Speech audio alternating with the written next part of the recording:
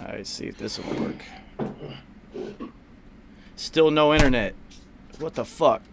Yo, I'm gonna hit y'all back in like 5 minutes. I'm gonna go reset shit.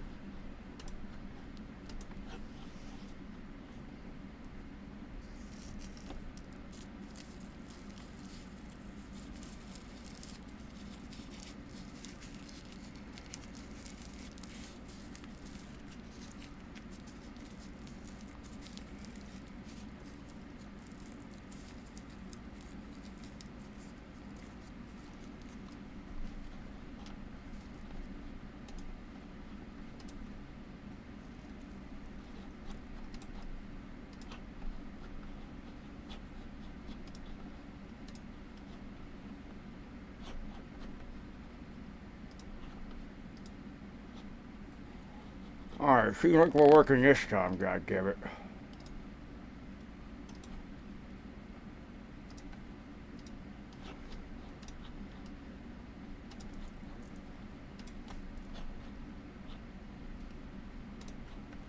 Alright, let's try this all over again.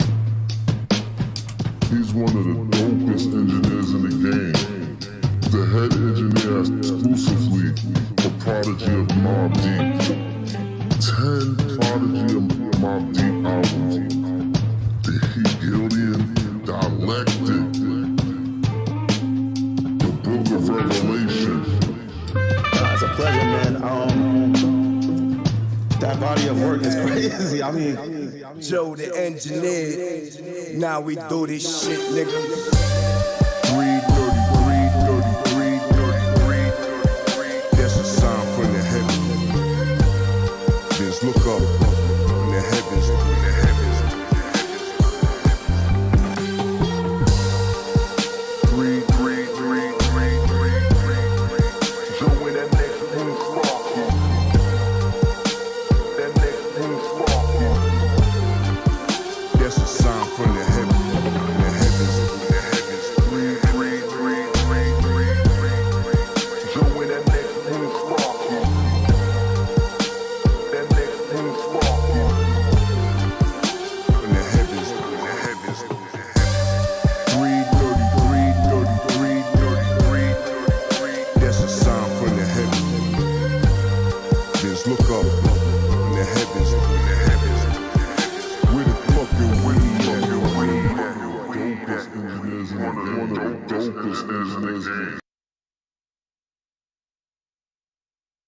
Alright, now we're back to our regularly scheduled motherfucking program. Still got the internet bugging out. I fucking hate Brooklyn internet.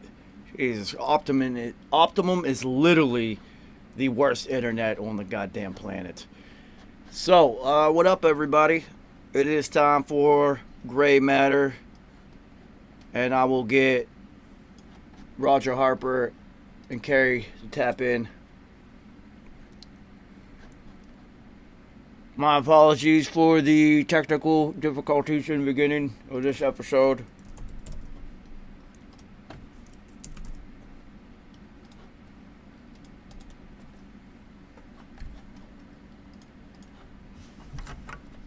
So, yeah, whenever they pop in, we will start talking about sports, and more specifically, NFL football. Some interesting things have developed over the past couple days, that is for sure, to say the least.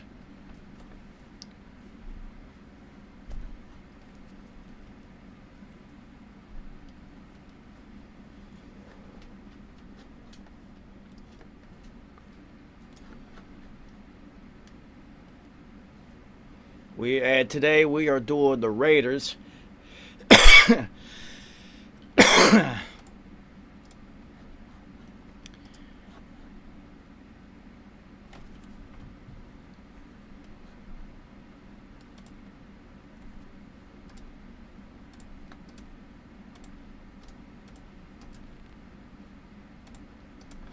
Alright, now we're set up to go. Kinda.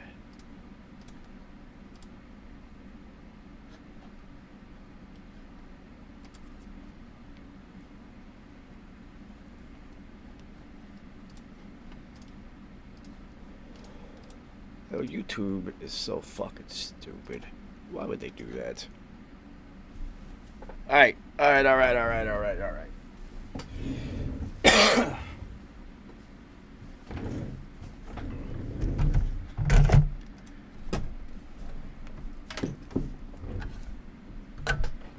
There we got one. Roger Harper, what up, homie?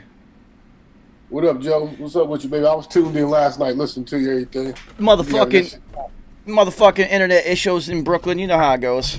Never fails. Oh, yeah. I live in the most expensive fucking city on the planet, and the internet sucks. Go figure. It makes a whole lot of sense. Carrie. Height. Trying to get this. I would say, are we going to have to look at that steely gaze this whole episode?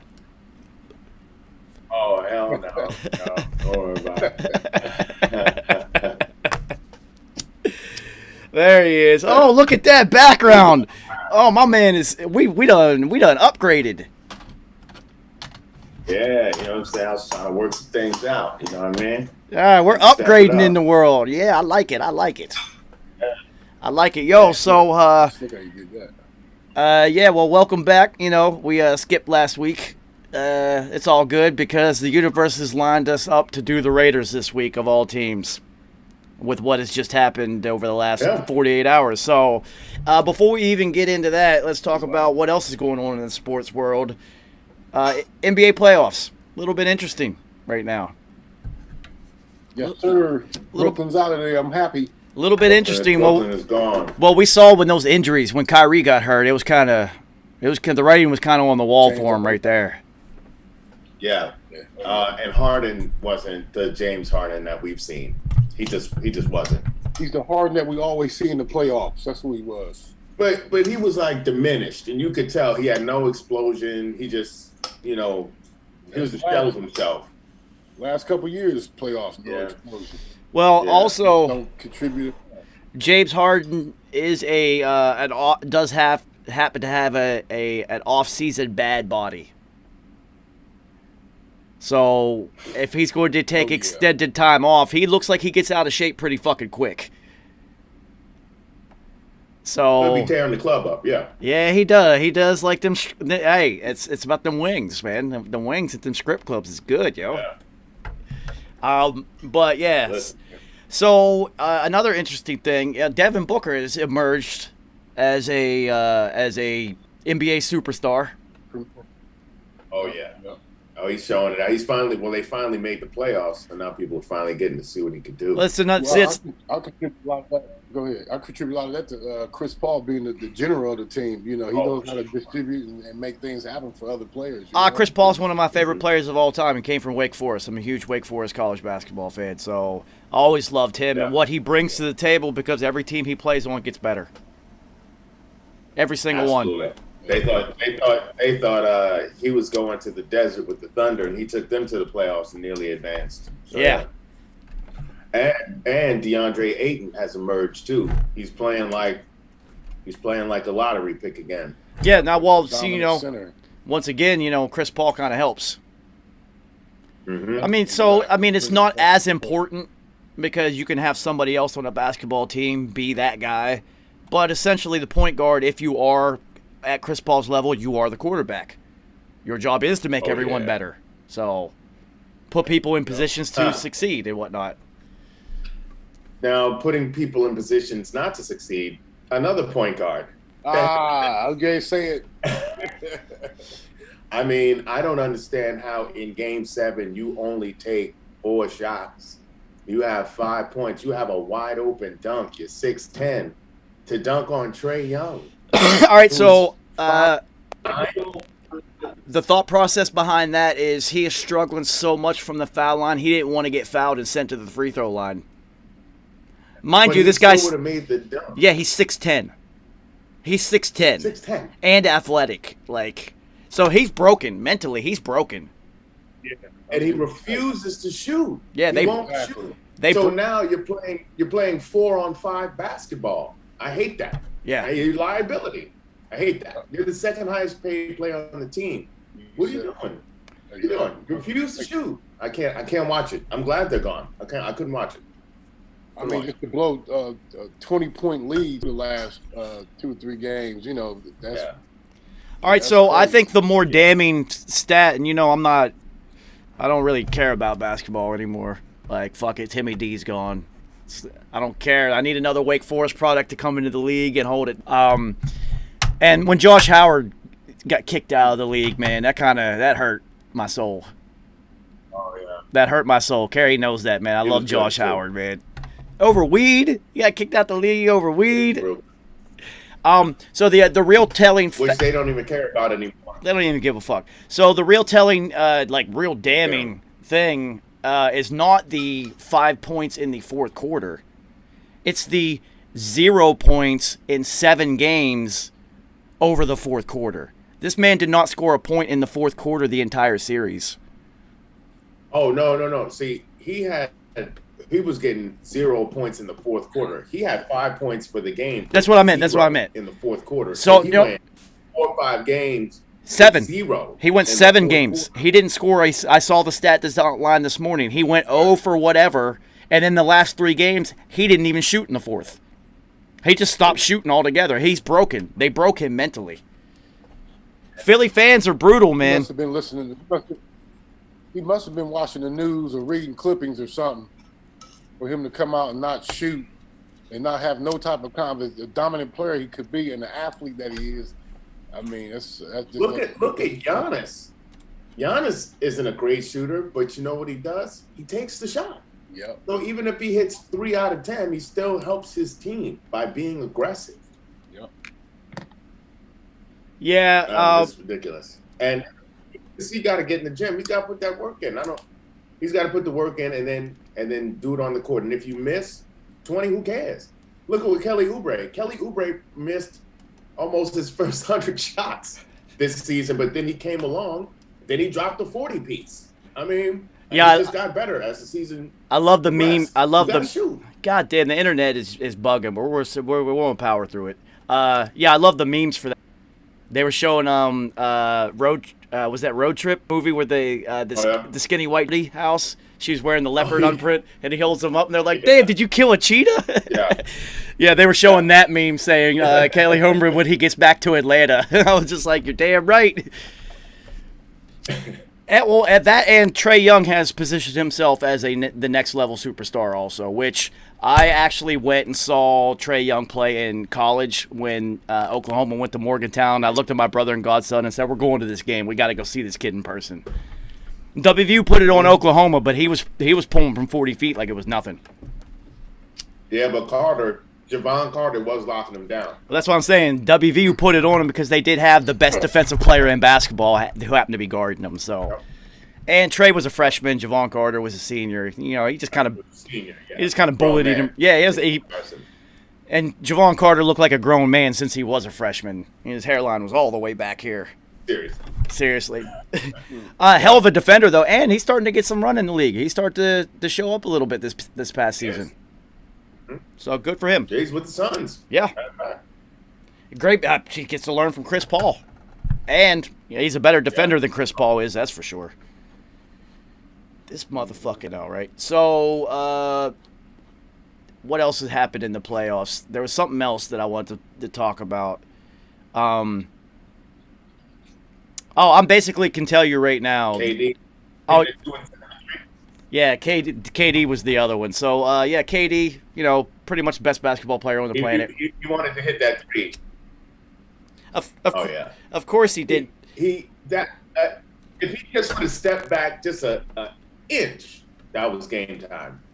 Mm-hmm. That was game time, and he knew it too. He knew he was dead for the second overtime. He knew it. Well, I mean, he literally played every single second of that game. Every second. He didn't even get. That was an instant classic because so was Giannis. Giannis wasn't coming out.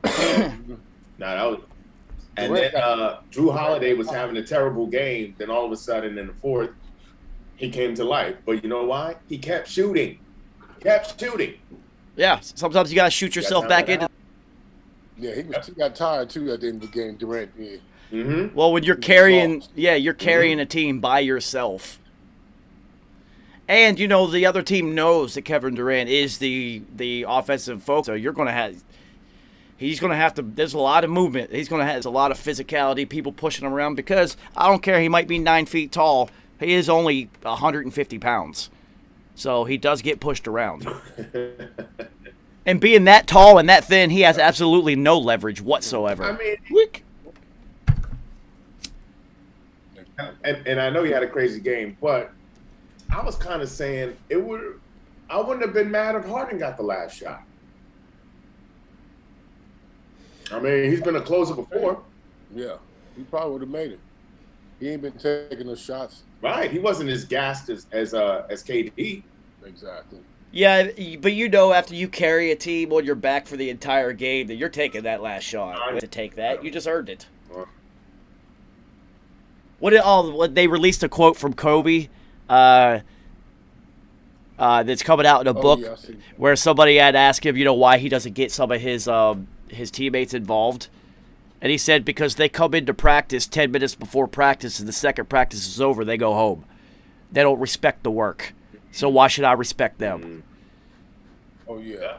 I also seen a quote where they asked him, why don't you pass the ball to your players? He said, why would I fucking pass the ball to them players? Because hey, that's what he was. Right. Work ethic. They don't respect the work that I put in, so why should I respect them? And I could feel that because Roger Harper, you played in the league, man. You had to have players that just walked in. The only cats he really respected was damn, this motherfucker. He respected Karan Butler and Meta World Peace because they were workout monsters. So Meta World Peace wasn't no punk neither. Shit. Oh no, not at all. Not even a little bit. Meta World ain't no punk. So he's that's a Queensbridge. He grew up friends with Hav and P, right, and Nas and everybody. So I got to hang out with this guy quite a few times. I will tell you that is one monstrous individual because yes, NBA players are tall, but his shoulders are like this fucking wide, dude. He was so big. Yeah. And he's unstable, so it's like, don't say anything wrong to this guy. Yeah. Really nice. He was really nice. Like, he's a nice guy. It's just, do not piss that one off. Yeah, I respect his defense, too. He had hella defense. Yeah, he was in a defender in the role of Dennis Rodman also, almost, because he was only, like 6'7", maybe 6'8"? Yeah, about 6'7". 6'7"-ish. They listed him at like 6'9", but we all know that's fake. Like I said, he wasn't 6'9". I met Lamar. Him and Lamar used to come to Quad Studios together, and Lamar. That was his band. Lamar was significantly taller than him. Like it wasn't like. Lamar 6'10". That's what I'm saying. So Ron's 6'9". No, his shoulders might be 6'9". Anybody see Lamar on the box? I heard about it. I didn't see it. Oh, dude, he boxed Aaron Carter. Aaron Carter's my size. He literally was just pushing him and then just hitting him and then pushing him and hitting him. It was so stupid. Game of boxing is coming to shit, man. So he won? Of course he won. Yeah, I thought so. I know, it's all these exhibitions. I haven't seen this many exhibition boxing matches in a long, long time. Well, you know what's fucking it up? Because I am a boxing fan, right? Roger Harper's right. It is fucking up the quality of boxing. Because you're going to get people who might not watch boxing, right? And then all of a sudden they tune in for one of these nonsense, and then they're not going to be intrigued at all because they don't see the skill at all. Right. Even with that Mayweather Logan Paul bullshit, that was such trash. Come on. And now Mayweather carried the fight as he would. Literally carried him, knocked him out. Held him up. Yeah. Held him up and was just like, "Yo, wake up, dude." Yeah. We got to earn this money. And then so I can keep doing these bullshits so people can think they might have a chance to beat me. No way. Well, see, the funny thing is now that Paul character is he's called out Mike Tyson. He said Mike's too old. He can't. Like, he's too old to knock anyone out anymore. All right, so Mike Tyson might actually kill this guy. Mm-hmm. And not intentionally, like, just... Right. Because you saw Mayweather was just, bink, just catching him clean, like, every once in a while, whack. Like, have you seen Mike's hands game right now? At 50, whatever he is? Well, we saw Mike and Roy Jones... Yeah, we saw Mike and Roy Jones Jr. fight, and both of those would destroy Logan Paul with no problem whatsoever. And then Mike's going to go in there with a point to prove. You don't do that's come on, it's Mike Tyson. You don't do things like that. But I hope it happens because maybe it'll end that nonsense, right? Yep. You'll get somebody hurt for real. Yeah, no, that's people die in the boxing ring. Like it happens at a higher rate than on the football field, actually. And there's up to 100 players per team if you're in major college. So it's the percentage of football is actually really low. In boxing, it's a lot higher. Oh yeah. And like it's even higher than the UFC because the UFC there's a lot of different ways to end something. Boxing, you're just literally aiming for head damage. Right. You might get it every once in a while. Somebody like Roy Jones used to catch people in the liver a couple times. Right. But it's all about face damage because that's where you score points. That's where the dramatics. Plus, you're catching so many blows to the head. That's trauma to your brain constantly. It never ends. Never ends. Oh. So, yeah, go ahead, Logan Paul. I implore you for the good of humanity and entertainment. We all want to see it. So let's see if anything else is going on. Oh, transgenders in the Olympics. It's a thing. There's 2 of them now. So, New Zealand, there's a weightlifter, male to female transition, who used to compete as a male, is now competing in the male, which is always weird. Wow. Failed competitor as a male is now a world ranked as a female instantly. So, I know some states have, I guess, outlawed it on the high school level, but it's all good on the Olympic level. Yeah, New Zealand went ahead and did this. So, the one thing that's weird is this individual is in their 40s.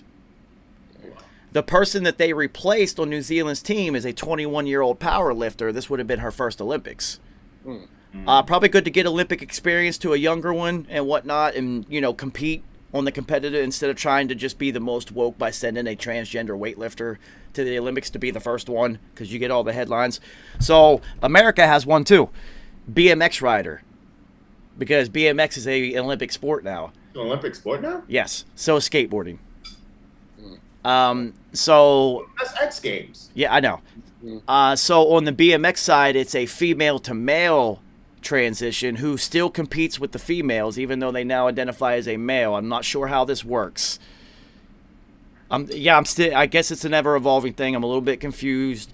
Maybe we can get somebody in here to explain to me one day, and I will listen. I don't even know what are they scoring on the BMX anyway? What tricks? What are they doing? Yeah, it's tricks and shit. Like then they also race. They have the race with lots of jumps and shit. So this individual stated that their goal is to win the Olympics so that they can burn the American flag on the podium. Sure, let's send them to the Olympics and represent America. Good choice. Awesome. Wow. So that's what's been going on in the news with the Olympics, and also one of the first Olympians that has arrived in Olympic Park already tested positive for the Roni. Oh, Damn. man. So they're already trying to have no fans. Now, if the Olympics were I don't know. See, the Olympics is such an international affair. You got people coming from every country. Yeah, I know. This is unprecedented on a whole different level. In Japan, right? Yeah, it's in Japan. Yeah. Okay. So we'll see how that goes. I love the Olympics. I used to run track. Carrie, you did too. Plus the Olympics, it's the when else are you going to watch fencing? But if it's a gold medal match and some dope shit happens, you're going to watch it and be like, yo, that was ill. I don't know this sport, but he just won, and that's dope. Dude, trained his whole life for this moment. I'm happy for him. That's what it's all about. You see the unmitigated joy in victory in the Olympics, and you can see the life. Like the beach volleyball. Yeah. Mm-hmm. Little situations. All that. There's so much stuff in the Olympics. I mean, I've been watching a lot of track and field this year because they're getting ready for the Olympics. So it's just like, all right, it's that time to watch and see who's. And I know you saw that race homegirl won. I was literally Out just of LSU. I was just to bring up just about to bring her up. So, her top end speed is ridiculous. Oh yeah. Ridiculous. B, this is like the 50th time she's gone under 11 seconds, which is And she talked about her start because when I saw it, I was like, she didn't get out the blocks well. But then her power from 60 to 100. top end. She looks she runs like Terrence Laird. Man. And she ran a 10.6. Ran a 10.6, which was the fastest to qualify for the Olympics for the women since FloJo did it. By the way, Tiffany Haddish is going to play FloJo. Nice. That would make sense. Sha'Carri Richardson, she's also only 21. Yeah. So long future ahead of her because she can fly. She gets her start together, she's breaking records. So the other thing is she didn't even reveal it. Is right after she qualified, basically won. She ran up into the stands. And they said she was running to go hug her mother. That was her grandmother. Her mother just died a week before. Yeah. Yeah. So we all know how the emotional boost in sports can and does happen. So, but good for her. I've been watching her all year. She's faster than everybody. Yeah. Like, she's faster than everybody. I've seen her run at LSU a year or two ago. So, yeah. Yeah, she turned pro after her freshman year. Yeah. So she, and then that's what made me start looking into LSU track this year because of Terrence Laird. And then the long jumper is also the number one in the world. And the high jumper they have is number one in the world.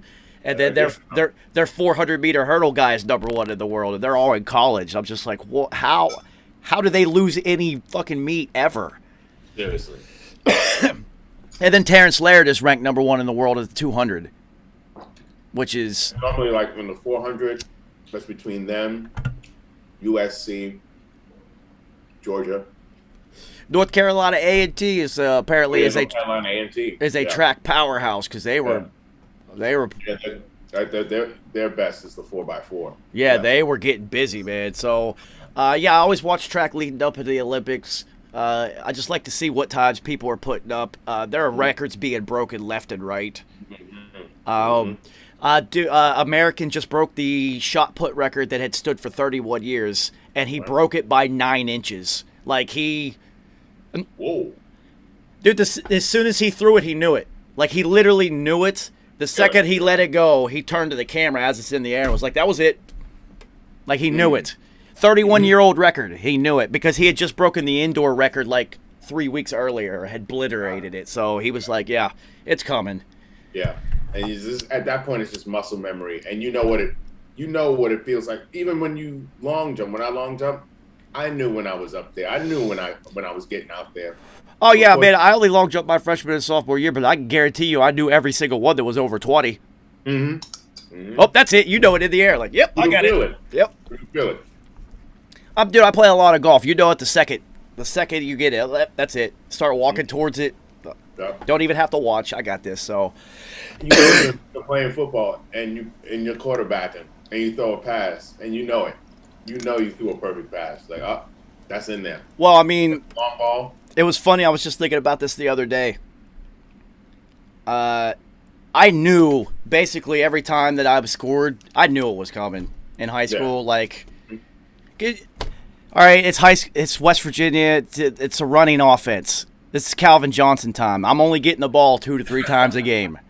Yeah. So you have to take the most of those opportunities. So it's just like, but it's just sometimes you just know. Like, we were backed up on the 2-yard line and we had a 10-yard out coming. I literally, as soon as we broke the huddle, I just looked at the quarterback. I was like, 98-yard touchdown. Like, I knew it. Like, you just know. Yeah. So I'm hyped about the Olympics. Yeah. Oh, another one that I just watched is the women's hammer throw. Another American just blew away the world record. Like, the hammer throw. Yeah, hammer throw is interesting, dude. That's interesting. Yeah, it looks like you would use that in a war. Yeah, really interesting. And the only reason I get into these things is because I only weighed 150 pounds, but in practice, I used to throw the shot put and discus almost every day. And because I was I have a lot of power in this small frame, and I understand physics. So I was throwing things a lot farther than somebody my size should have been. So it was just like, I was playing with it, just thinking like, if we get into a meet, and there's like, we're up against a team that has a real weak like thrower, I'm gonna go do it and win. Yeah, it's a good way to get points. And exactly. And it also keeps me out of having to run the 400 in that meet. It's just like, all right, long jump, 100, 200, shot put, something like that. So, but, it was fun too. Like, fuck it, this little tiny guy throwing the shot put is fun. Yeah. Then some dude just broke the javelin world record. Dude, I'm telling you, world records are being broken left and right now. Yeah, I saw this one dude, huge black dude. Yeah. Like just chucking it, like a toothpick.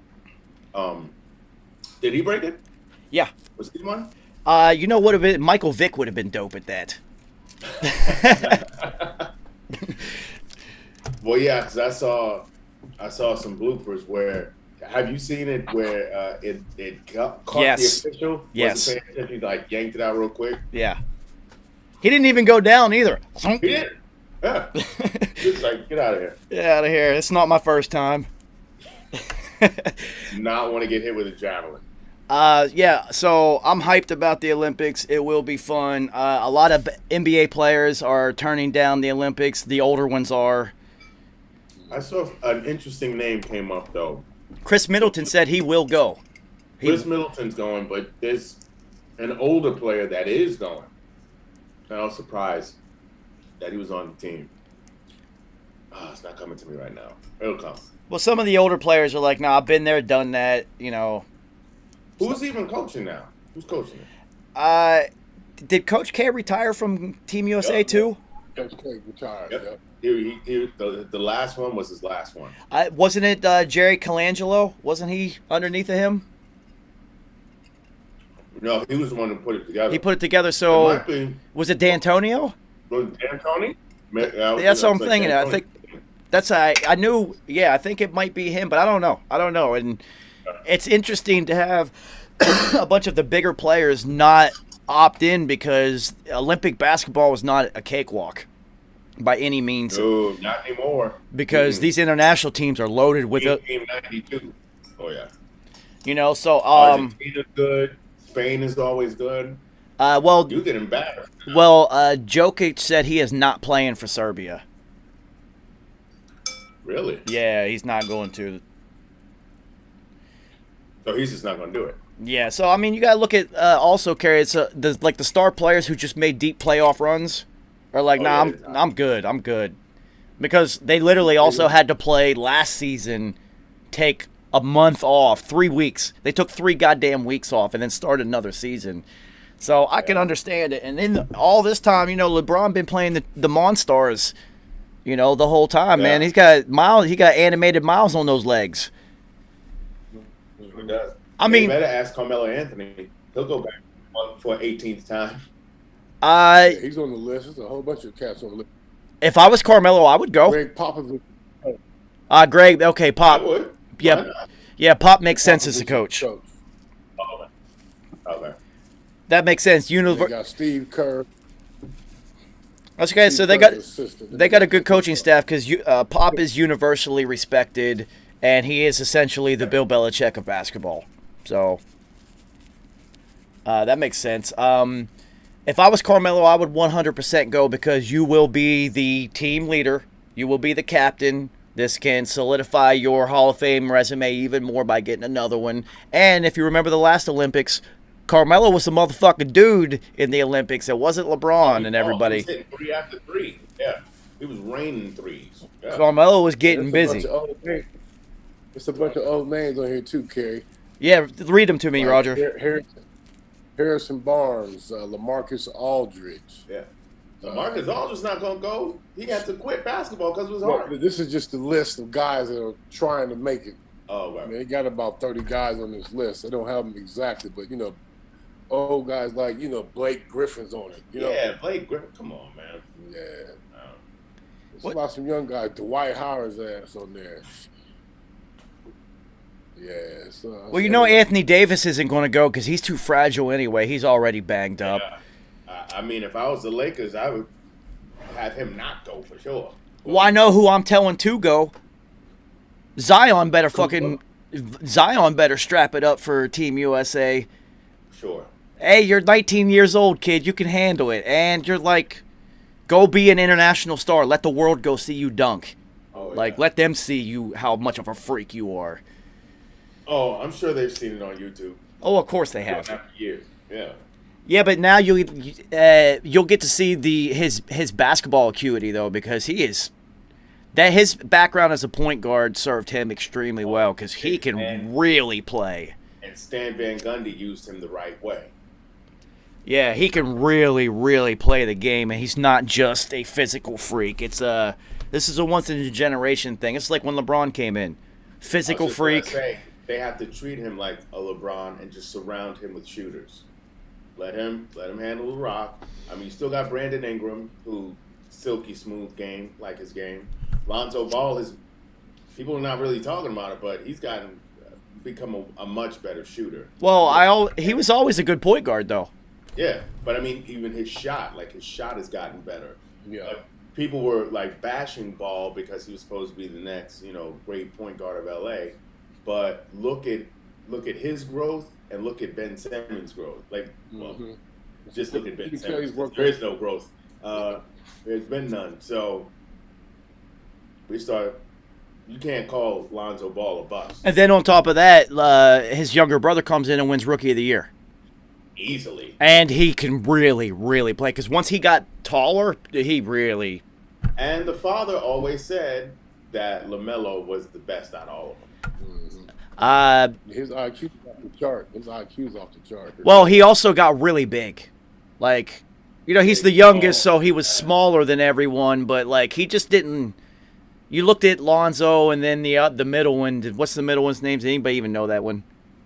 Leangelo. Yeah. And I only know it because of how many times it's been released. That sounds like the fifth Ninja Turtle. But both of them, they're not... The youngest one is really big. Like, he gets up against some point guards in the league and just physically bullies them. And he's... Like Leangelo reminds me more of a Corliss Williamson. But not as like Diesel. Don't disrespect Corliss Williamson like that. I'm just saying body type, and he was shorter. But I mean, Corliss Williamson was a dog. Yeah, I'm saying lefty, Corliss Williamson, Terry Richardson, Arkansas Razorbacks. Let's go. They won a national title. Yeah, Scotty Barnes. Yeah, remember them boys? Yeah, man. My man Oliver Miller. Big O. Big O. With he was wearing the Oakleys early. He said, "Fuck rec specs. I'm wearing Oakleys on the court."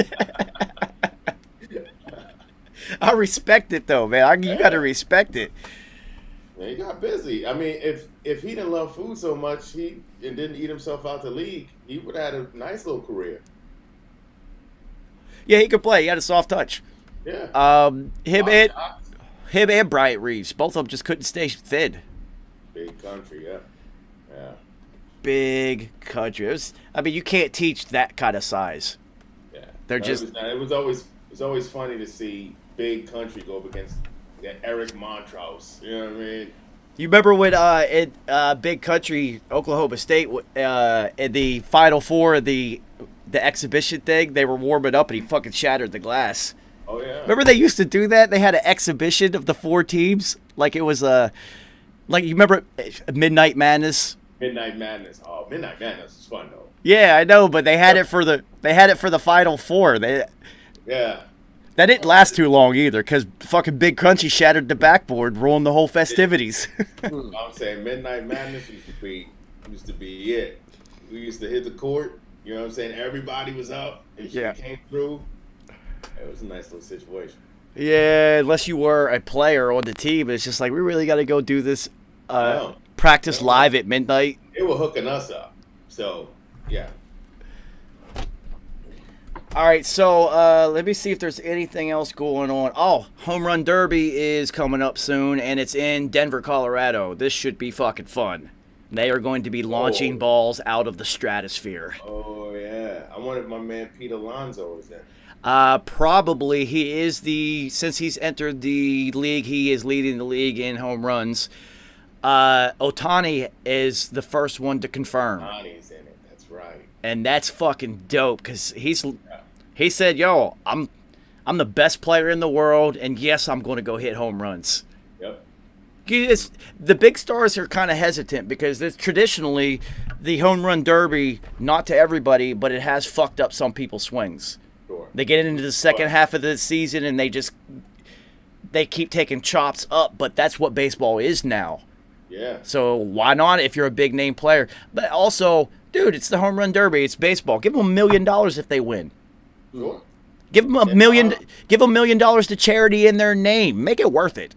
Do something. Yeah. I think they've been doing something like that. Like people have been winning. Like they'll have a civilian partnered with them, and if they win, then they get a car or a house. Mortgage. They get a mortgage. Their mortgage paid for. Yeah. Okay. So. They do shit like that, but like you got it's like the dunk contest. You keep stars away by not giving them any incentives to be in it. Because with stars and the way social media is now, Roger, they don't want to lose. LeBron never entered the dunk contest because he never wanted to lose because he's not that exciting of a dunker. He's just powerful, and that doesn't win dunk contest. Kobe did it, and Kobe won. Yeah, but he had Brady there watching him. That's Kobe, though. That's Kobe. Mike did it and won multiple times. Vince did it at the peak of his powers. I mean, come on. That was the most ridiculous dunk contest ever. Singular performance, yes, but the most ridiculous one came later. Aaron Gordon and Levine. Josh Levine, dude, they went at it. They was like 10 after 10 after 10 after 10. And, Zach Levine. And that fucking dunk over top of the spinning mascot. There's no way Aaron Gordon should have lost. I'm just going to say.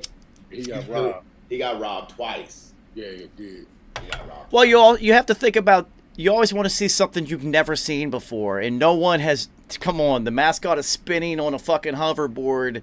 Yeah. You have to time it perfect, and you went under your legs, switched hands. Like, this. Also, though, we can't sleep on the Vince Carter one either, because if Vince wasn't in, Steve Francis could have won, and Tracy McGrady could have won. Well, you gotta remember, Stevie Franchise threw that oop from half court to himself, and then caught it on his foot. I know. Like, that's what he done. It was so far back, he was like, "Oh shit." His favorite dunk was to kiss the rim. Yep. Love that one. So he did that one. He used to do it in Maryland, off his foot. Bang. Yeah. Crazy. My favorite part about that dunk contest, as we wrap up the last minute of this first section, is he had a game plan going in and then just freestyled it. Yep. Because he said he had so many dunks that nobody's ever seen before, and especially the first one. Said he's never done that one before. And he didn't even warm up. He didn't warm up. He said he's never done that dunk before. He just said, I'm just going to do something. I'm just try it. Yep. And honestly, all right, so it was like poetry. You know, there's yes, you made the ball go into the rim. You executed the dunk. But when you get to that level, it was like Olympic judging. It's like, oh my God, even his toes were pointed on every single one. Everything was flawless. It was poetry. The timing, there was no, like, everything was literally like it was. And you got to remember, no one ever saw someone put their Rim. their whole forearm in the rim, so they didn't even know how to react to it until they saw the replay, and then they lost their mind. Yeah. All right, so I'm going to shut this one down, send you another email, and then we will talk about the big pink elephant in the room. All right, we will be back in 1 second. What I should do is pull up our commercial. I have a commercial now.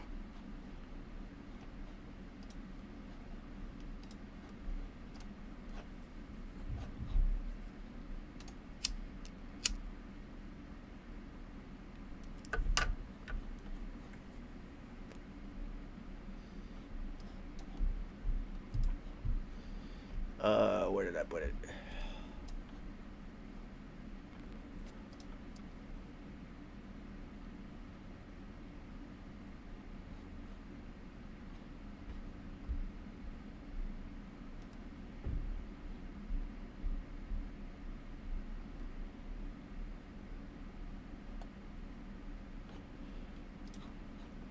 I don't know where it's at. I'll have to play this when it's dead. The book of Revelation. It's a pleasure, man. That body of work is crazy. I mean, Joe the engineer. Now we do this shit, nigga. 3:33. That's a sign from the heavens. Just look up in the heavens.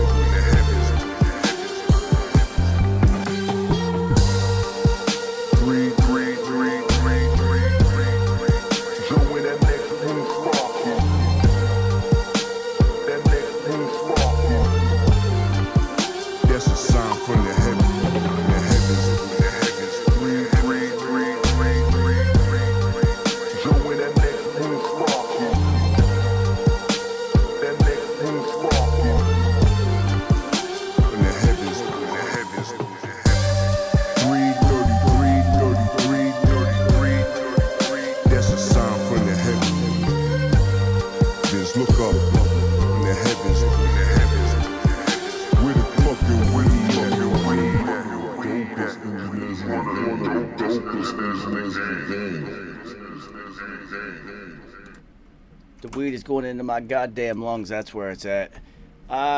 So, Kerry, do you feel like this is kind of a full circle moment? See if your memory serves you correct as well as mine does with my photographic memory. So, Roger Harper, the last time that there was a big social impact like this in football locker rooms across the NFL, sitting in a audiobook office, Kerry and I, after discussing it numerous times and coming up with some pretty funny shit, said, dude, we got to do a fucking sports show. So, this is literally like a full circle moment because now, yeah, this is literally what started the idea to kind of do this was when, what was his name? Sam's. What was his first name? When Michael Sam's got drafted. Colorado. He went to Missouri. Yeah. Missouri. SEC defensive player. No, not SEC, was it? He was the conference player of the year. Defensive player of the year. But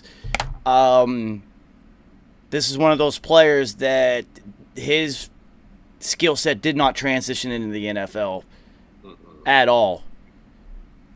What's different about he was in Canada for a little bit, but I don't know if he. Nah, it didn't. It didn't pan out there either. He just did not. I often wondered if he had not chose to come out at that point before he got drafted, if it would have been like Carl Nassib's career, who has already established himself in the NFL as a viable player, a hard worker, and a good teammate, which everyone loves. Yep. So there's no. I've thought about that too, and because it could have also affected who drafted him. And I know, and for a fact, you know, that there were owners who just didn't want that attention for their team.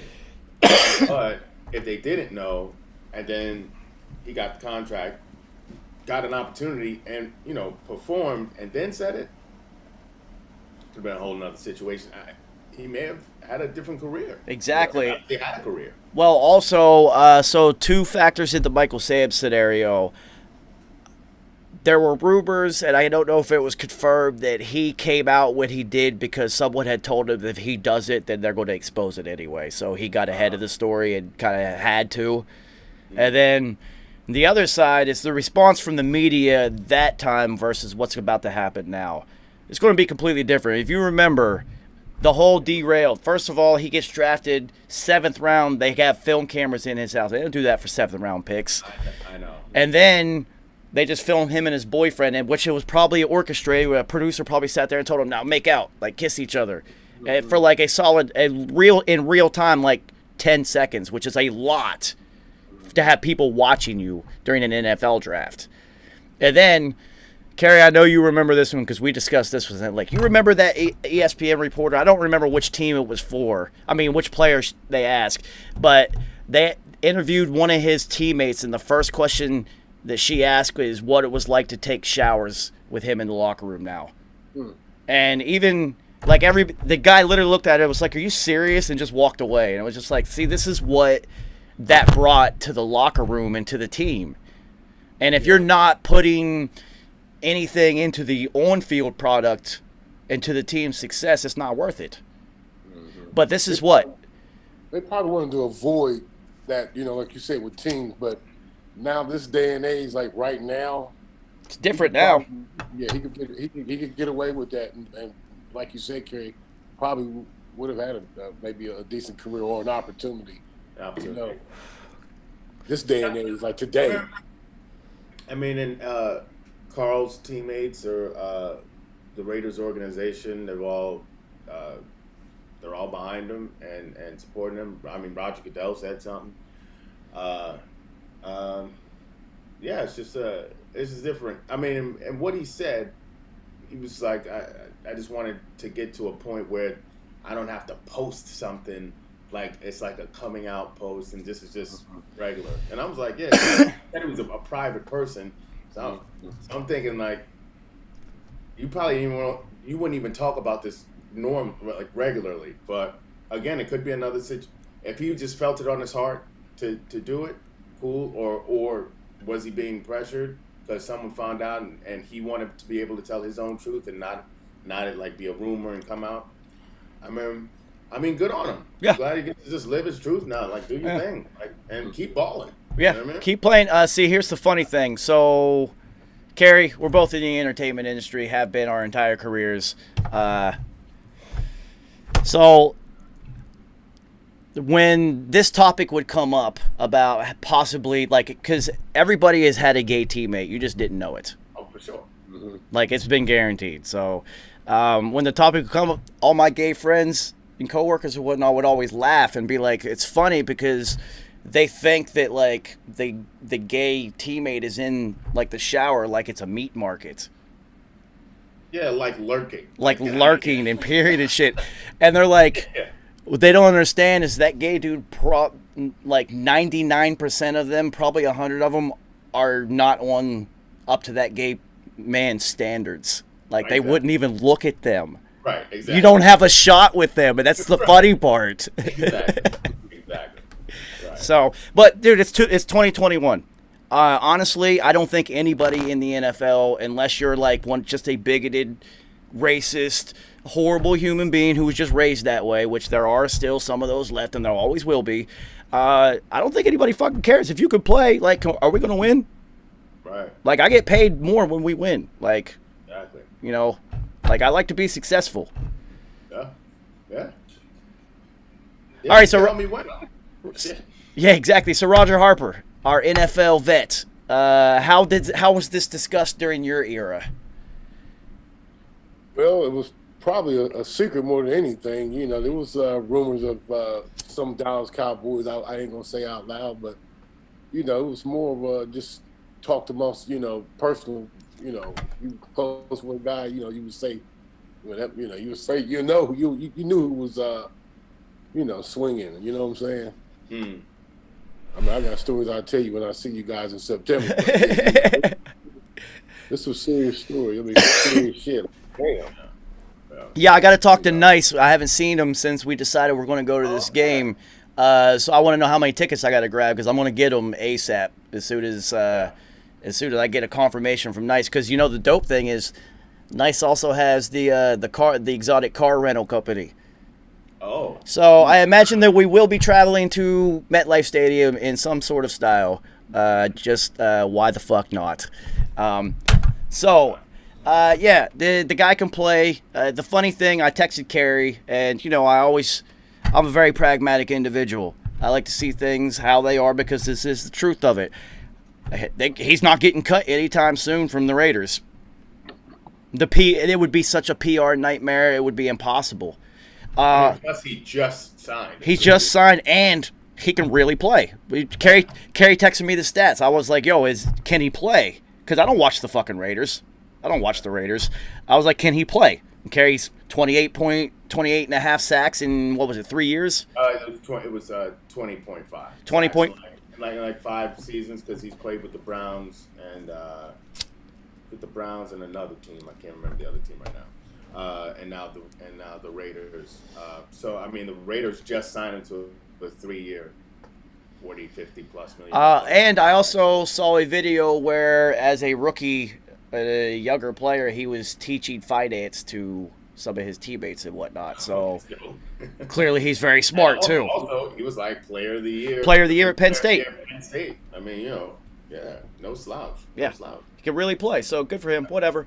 What will be interesting is see how it's covered this season, and then B, how he responds on the field.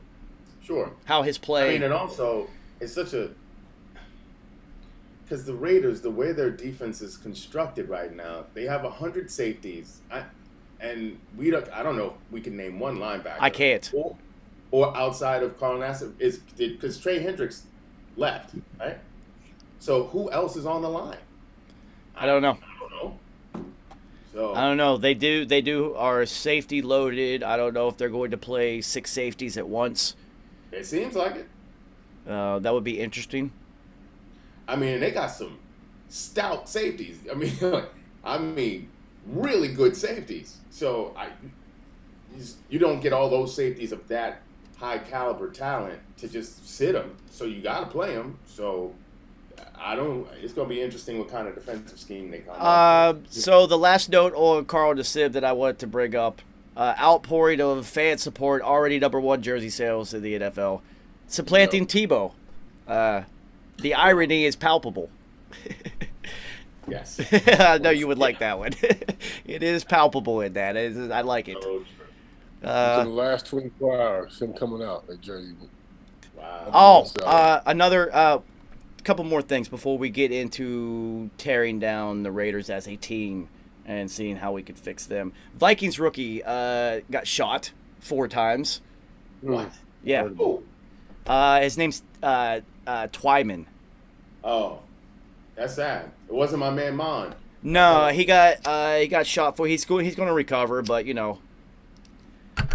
I mean, I would. Listen, man, it's It's wild out there this summer. Everybody got to be safe, man. I know it's Sure. it's extra kooky out there right now. Yeah. Yeah, Roger Harper, I don't know how it is around your part of the world, but New York is off the fucking chain right now, dude. It's gang wars galore, right? What? Yeah. They are literally, I had one in my neighborhood. It was on the news. So the gangs were polite enough. This is old school. They warned everybody in the neighborhood to stay off of that corner that evening because they was about to get it in, and then they got it in. Sounded like, 4th of July, they really got it in. There's been a heavy police presence on that corner for the last 2 weeks. That's been going down in Bushwick. Yeah. It's been going down in Columbus too. Our murder rate is sky high right now. We just hired the Detroit police chief. Mm-hmm. He just took Columbus, Ohio. He's our police chief now in Columbus. Oh, wow. She's a female, African American. Roger, yeah, I grew up on the West Virginia, Ohio border, like right on the river. So, listen, man, Ohio is off the fucking chain, dude. Steubenville, completely dangerous. He knew as soon as I said that name, he just started shaking his head. Yeah, that's right around where I grew up, man. The Wu-Tang niggas been from over real Yep. Steubenville, Bel Air, these are not safe places to go. Like, this is not safe in these areas. Fresh Prince drugs and crime over there, boy. Great high school football teams, though. Oh, But yeah. Big red. yeah, but extremely dangerous over there. Like really, really. And then, in the middle of all that's Wheeling, West Virginia, and that's the West Virginia version of those two. It's super hood and ghetto there too. But New York is turning up this summer. Be safe. Yo, have you seen the stadium fights? There's a fight in every game, no matter what it is. There's just fights in the stands. The funniest one though. Suns in 4. The Suns in 4, dude. Who Devin Booker, he hooked him up with something. I don't know what he hooked him up with, but he hooked him up with something. But he was looking at the other guy and just kept punching him. Kept punching him. And then he was like, yeah, Suns in 4. Take that. Oh, Yo, it's so funny they made an action figure out of him. that's funny. But yeah, Devin Booker hooked him up with conference final tickets.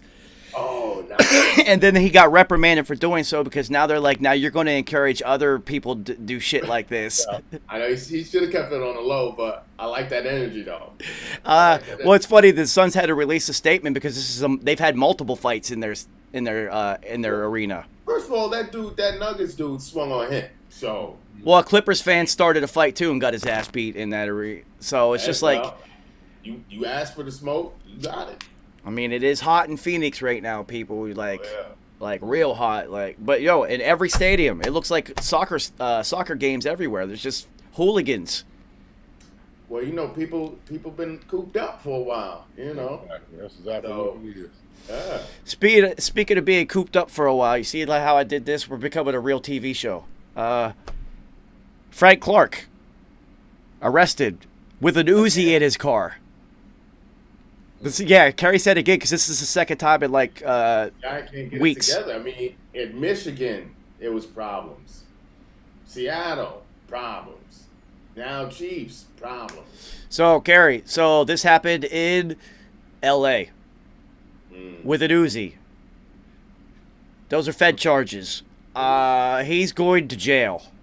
Frank Clark is going to jail. There's no ifs or buts about it. It will be short because of his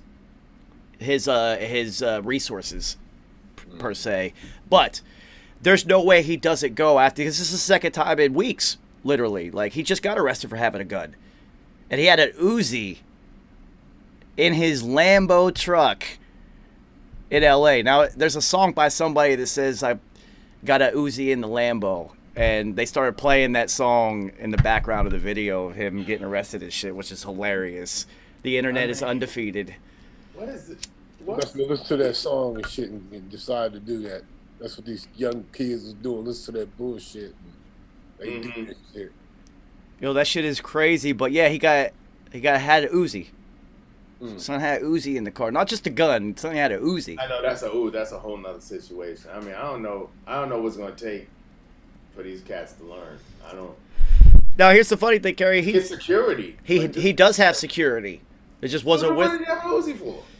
And now the security guard's already claiming that that's his Uzi. He just left it in the truck. Oh, come on now. I bet you when they run the. You're just not gonna say, "Oh shit, I forgot my Uzi." Yeah. Oh, come on now. Nobody does that. Yo, Frank, the Uzi's in the front seat, son. I forgot it. Hold that down for me, like. I'll grab that tomorrow when I see you at work. The other thing before we start tearing apart this terrible team, shout out to you guys, Kerry. Eli is back in the building.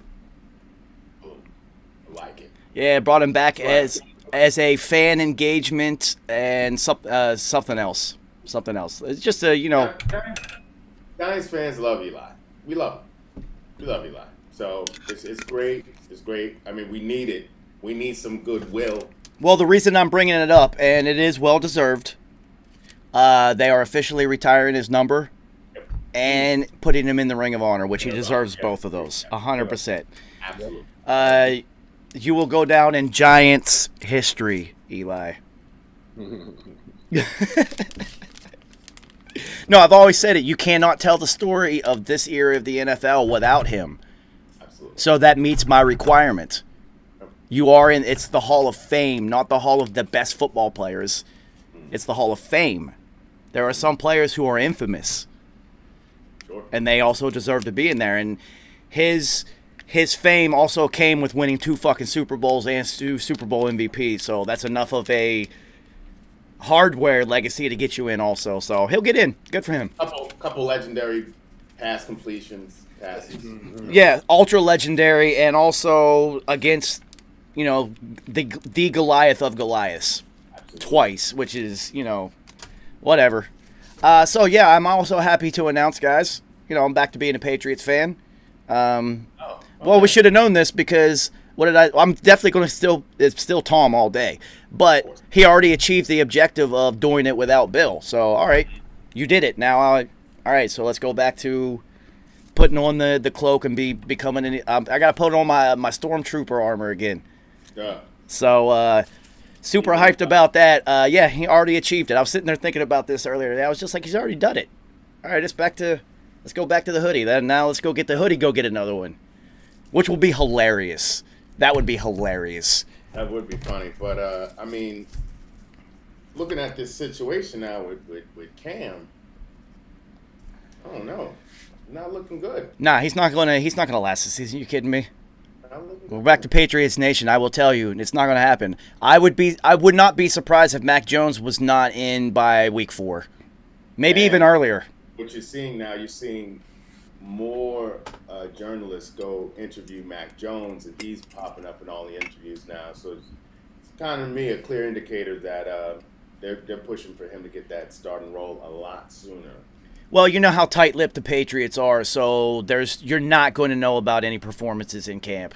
You're not going to know anything unless they want you to know what's going on. So that you have to read between the lines, and that is usually a good indicator. Like, oh, well, this guy's going to be the guy then. They're already pushing him out to get him used to the media crunch and the responsibilities of being a starting quarterback as soon as you possibly can, because the Patriots are a team who will make sure that they take care of all of those little things so that the players can just focus on football.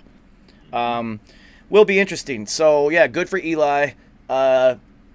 Oh, yeah. Tim Tebow did not get invited to tight end camp. They're hating on Timmy. He'll get on that team. He'll be the team chaplain. They'll have a spot for him somewhere. Yeah, guaranteed. He's going to have to play special teams. Yeah, he'll do it. Yeah, he will. He already did did. for the Jets. Yeah. I mean, what a ridiculous athlete. I know. What a ridiculous. Did you see him? Oh yeah. This guy who said, yo, I'm going to go play quarterback, and then, fuck this, I'm going to go turn into a professional baseball player. Made it to AAA for the Mets. Yeah. And then, all of a sudden, Urban gets the job, and he's just like, yo, Tim. And he's just like, well, I mean, can I play quarterback? No. You can be a tight end, though. Okay. And then he's just like, give me 6 weeks. I got to turn into a tight end. And then now, look, he's huge. This guy's fucking huge. I know. He'll be interested because he was never a fluid athlete. Right. Like his running, he's not breaking 90-yard touchdowns. Not graceful. He's just Kind of stiff. Yeah. Yeah. He's more of a 30s, 40s type runner. Yeah, like his arms weren't tight. He kind of flailed a little bit. Yeah. Very strong, though. Hard to bring down, but not fluid at all. So it'll be interesting to see him transition to a position where it's going to require some fluidity. Coming in and out of breaks in order to create separation. I don't care how strong you are, Tim, you're not experienced enough to physically outman these linebackers that are going to be covering you. They've been doing this. They have all the hand tricks down. Athletic and are fluid. Yeah, these DNs and whatnot, you might have to, they do this. Their hand game is super nice. So you have not been doing this. So that's going to be really interesting to watch. I mean, all eyes are going to be on him. It's Tim Tebow. Comes with the territory. He should take some Tai Chi. Yeah. Boxing is always the best one. Get the hand speed up. Mm-hmm. He's not in the street slap boxing with his homies. It's Tim Tebow, man. Timmy Teebs don't even know what slap boxing is. That's what I'm saying. He's not doing that, man. He's reading sermons and shit and Yeah, he reads scriptures. reading scriptures and saving kittens and shit like that. Yeah. That is hilarious. All right. So I almost did it. I almost called him Oakland. Oakland. I almost did it. Yeah. Vegas Raiders. We're not going to talk about Nasib as the social impact because this is all about football from this point on. We don't care anymore. What can you do for them on the field? So, clearly the biggest thing with them is John Gruden still doesn't like Derek Carr. Still doesn't. We know this. Yeah. I bet you and he probably still is. It's just peeping out this Deshaun Watson situation. Or Aaron Rodgers still is. Oh, Aaron Rodgers is still a player on the board. Yeah, that's true.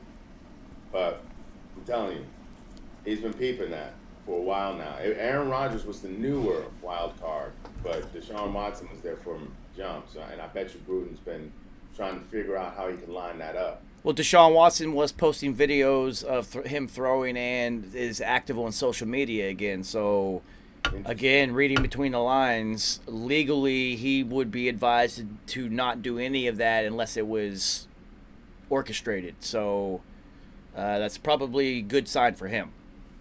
That's happening. Yeah, we'll see.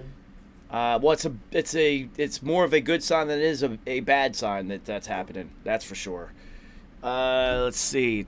I'm literally on the Raiders page, and it's Carl Nassib, like the first 19 stories, and then there's Derek Carr, who has said in the offseason that if the Raiders traded him, he would quit playing football. Really? Yeah. Yo, Kerry, I swear to God, you look like you're in the real world right now. Like you're in the confessional. Hey, man, I just got to win one more challenge. I'm going to the finals, baby, for the first time. That shit's dope, man. Yeah, Derek Carr literally said he would probably quit if the Raiders traded him. Do we believe him? No. I mean, that's a little extreme. I mean, if he does feel like that, then maybe I could see why John Gruden would be like, yo, get the fuck out. You don't even care. Like, you're not really...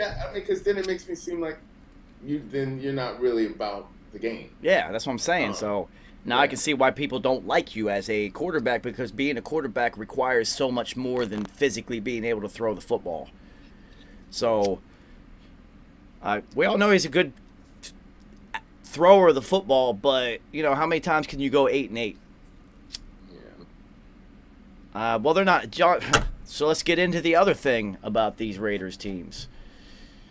Boy, does their draft room fucking suck. Oh, my goodness. They have the worst draft room in the NFL by far. I don't know what they're doing. Like, you can't figure out what direction. There's no direction. Not even one. There's none. Zero direction. All right, so let's recap their draft real quick because it's hilarious. Number 1, pick 17, they traded back, remember. Did gain draft capital, which they acquired more safeties with, and they reach on Alex Leatherwood, which they could have gotten with that second round pick at number 11 in round 2 with that They probably could have got him in round 3, to be honest. This is true, but on the flip side, in that second round, they did get Trevor Mooring, the safety from TCU, which would have been the first round pick. So it kind of like... There's also then you got Abram, the safety, who was just a rookie and was like tearing it up. It gets better. Then they got the outside linebacker for Buffalo, and then they drafted the safety for Virginia Tech, and then the safety for Missouri. This is what I'm saying. Like, what are you collecting safeties for? I mean, and these were the top notch. These were the tops in the country and in their leagues, definitely on their teams. So I don't. Is John Gruden just trying to keep them away from everyone else? Like I got a plan, Roger Harper. The way we're going to beat these defenses is we're just going to draft all the best safeties, so nobody has any good safeties. Right. And we're going to attack the middle. I mean, unless you package for deals, I can't see. Well, then in the 5th round they picked up a corner, so they certainly didn't really help Derek Carr out much on the offensive side of the ball. They got another center in the 7th round, so they picked up 2 linemen, but no weapons. Right. Interesting. Terrible draft. Isn't Mike Mayock? Isn't he their GM? Yes, he is. Yeah. So that's a former Patriots guy. This guy sucks. That's why you're a former Patriots guy, Mayock. You were probably the GM in those years we weren't going to the Super Bowl. Oh, yeah. I'm back. Yeah. I'm back. You're going to hate it, Roger. I'm annoying, as all Patriots fans are. Obnoxious on purpose. Uh, so, let's see. What I want to look at their roster first. Now let's look at their transactions and see who they picked up in the offseason. I think they got a receiver. Caleb Scott. There was the last. Of course, it was the last thing I looked at. All right, so I always start it all the way back to see what's going on for the entire year. They signed a whole bunch of people that we don't know about. Some more people I've never heard of. Some more people. They let go of Tyrell Williams, but he was underperforming there anyway. He was hurt most of it, just like it was with the Chargers. Yeah. They did re-sign Richie Incognito. And then they signed Nick Martin. Okay. So, remember they did dump their entire offensive line. They did. But then they re-signed Incognito, which was weird. But they also re-signed safety Dallin Levitt to a 1-year deal. So they added another safety into that pool of safeties. So they drafted 3. They have 2 that we know of, the guaranteed to starters, right? And then they have another. That's 6 that we know of, and their backup still got to be there. They're gonna have like 8 safeties going into camp. This is gonna be the most interesting looking defense I think we've seen. It's the exact opposite of the Buddy Ryan 4-6. I was just about to say, yeah. They signed Willie Snead. That's what they signed, Willie Snead.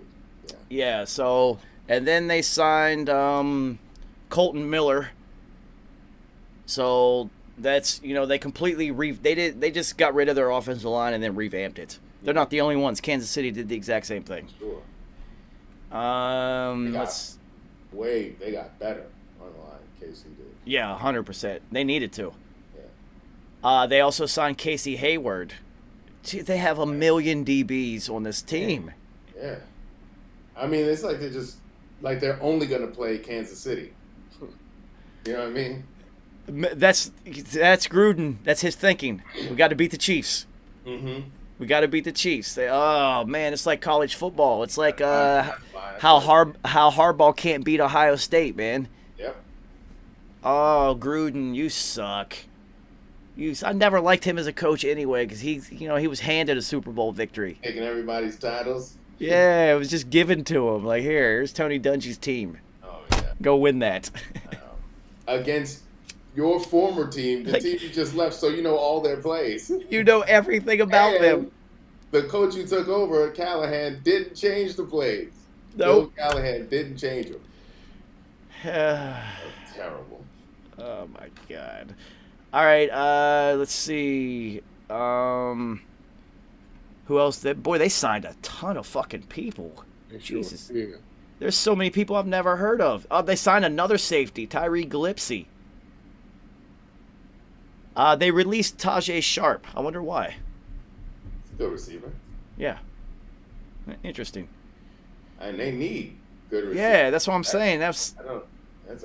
this Mike Bayox. He must be going senile. I don't know what kind of move. Let's see. And then Aguilar left. Yeah, he's with the Patriots now. With the Patriots. Let's see. The Giants signed John Ross away. Oh, they still got the kid who's fast, who was a rookie. What's his name? Oh, from Alabama. Yeah. A real fast kid. Ruggs. Henry All right, Ruggs. so now time to go through their roster.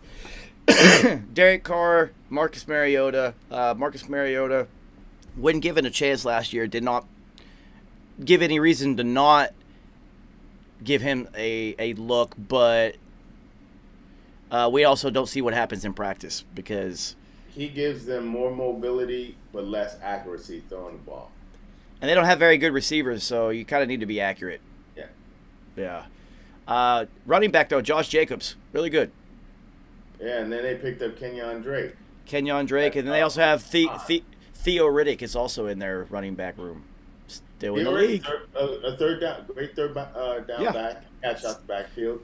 They can Yes. use him as a slot receiver, actually. That's exactly why I brought him up, because he has had a solid career. He's still playing. Henry Ruggs III, we shall see now with Aguilar gone what he's capable of, if he's really able to take the top off of an NFL defense or not. I don't know anybody who's backing him up. They also signed John Brown, so it's another short, fast dude. Yep.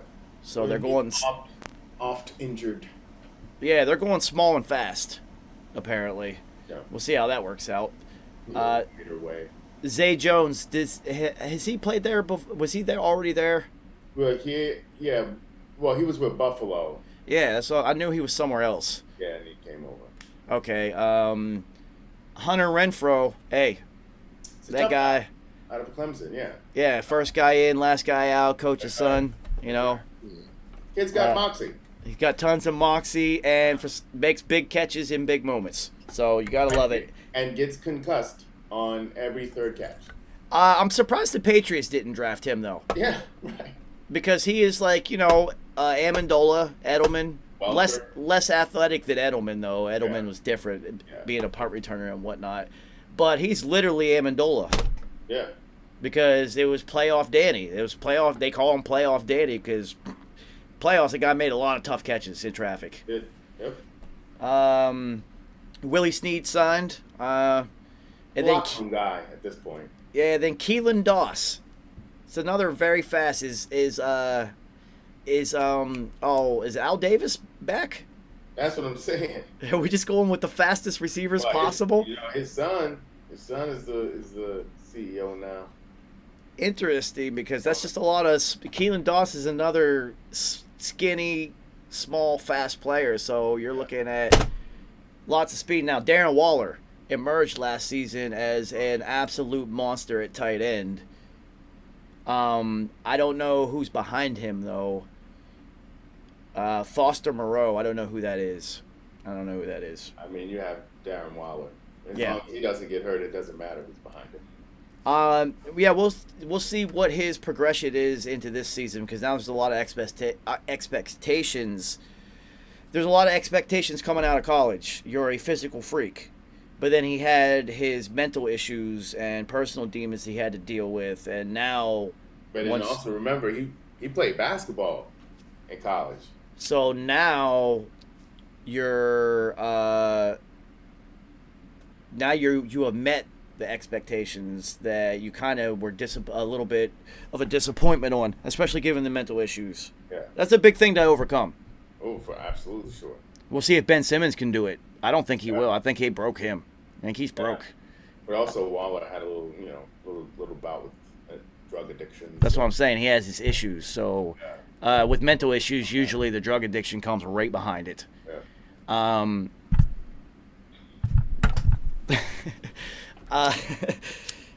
So we shall see if he continues. I don't see any reason why they wouldn't.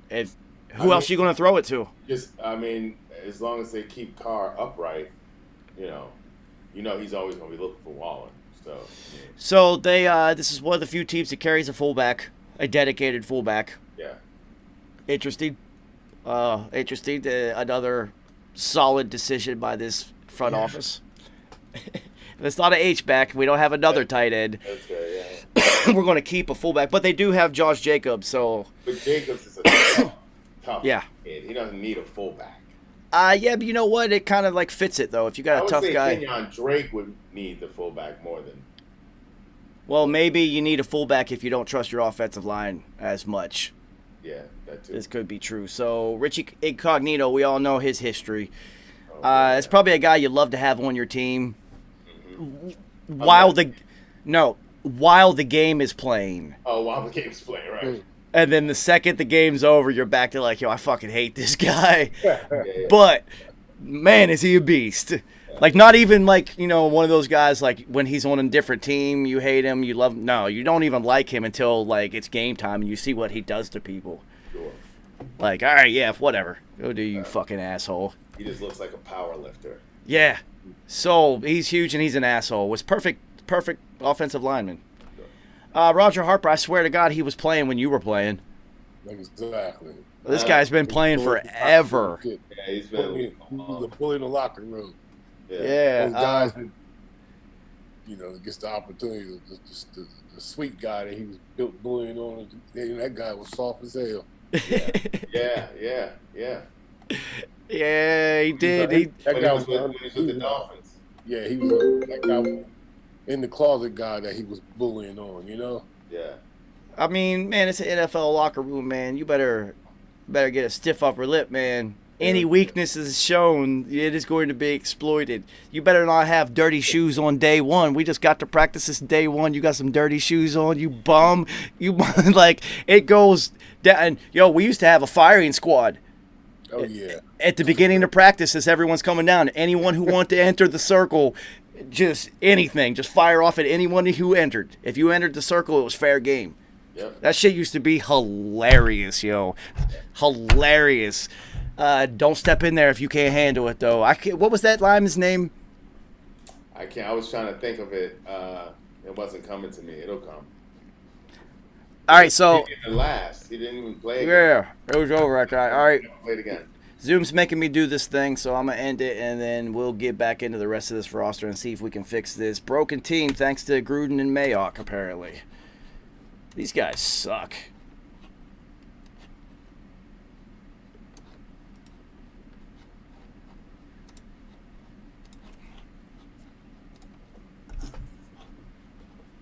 It's gotta be the worst NFL front office in the league right now.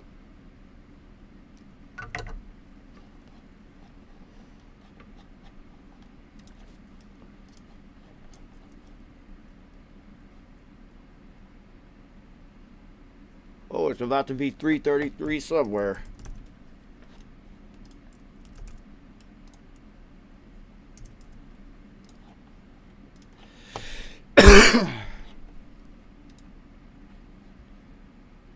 It is 3:33 somewhere. TMI, it's time to roll the fuck up. That's what's up. We are currently attempting to fix the Raiders. I don't know if it's possible. They have sucked for a long time. Wonder where the wolf is at. My esteemed co-host is around here somewhere.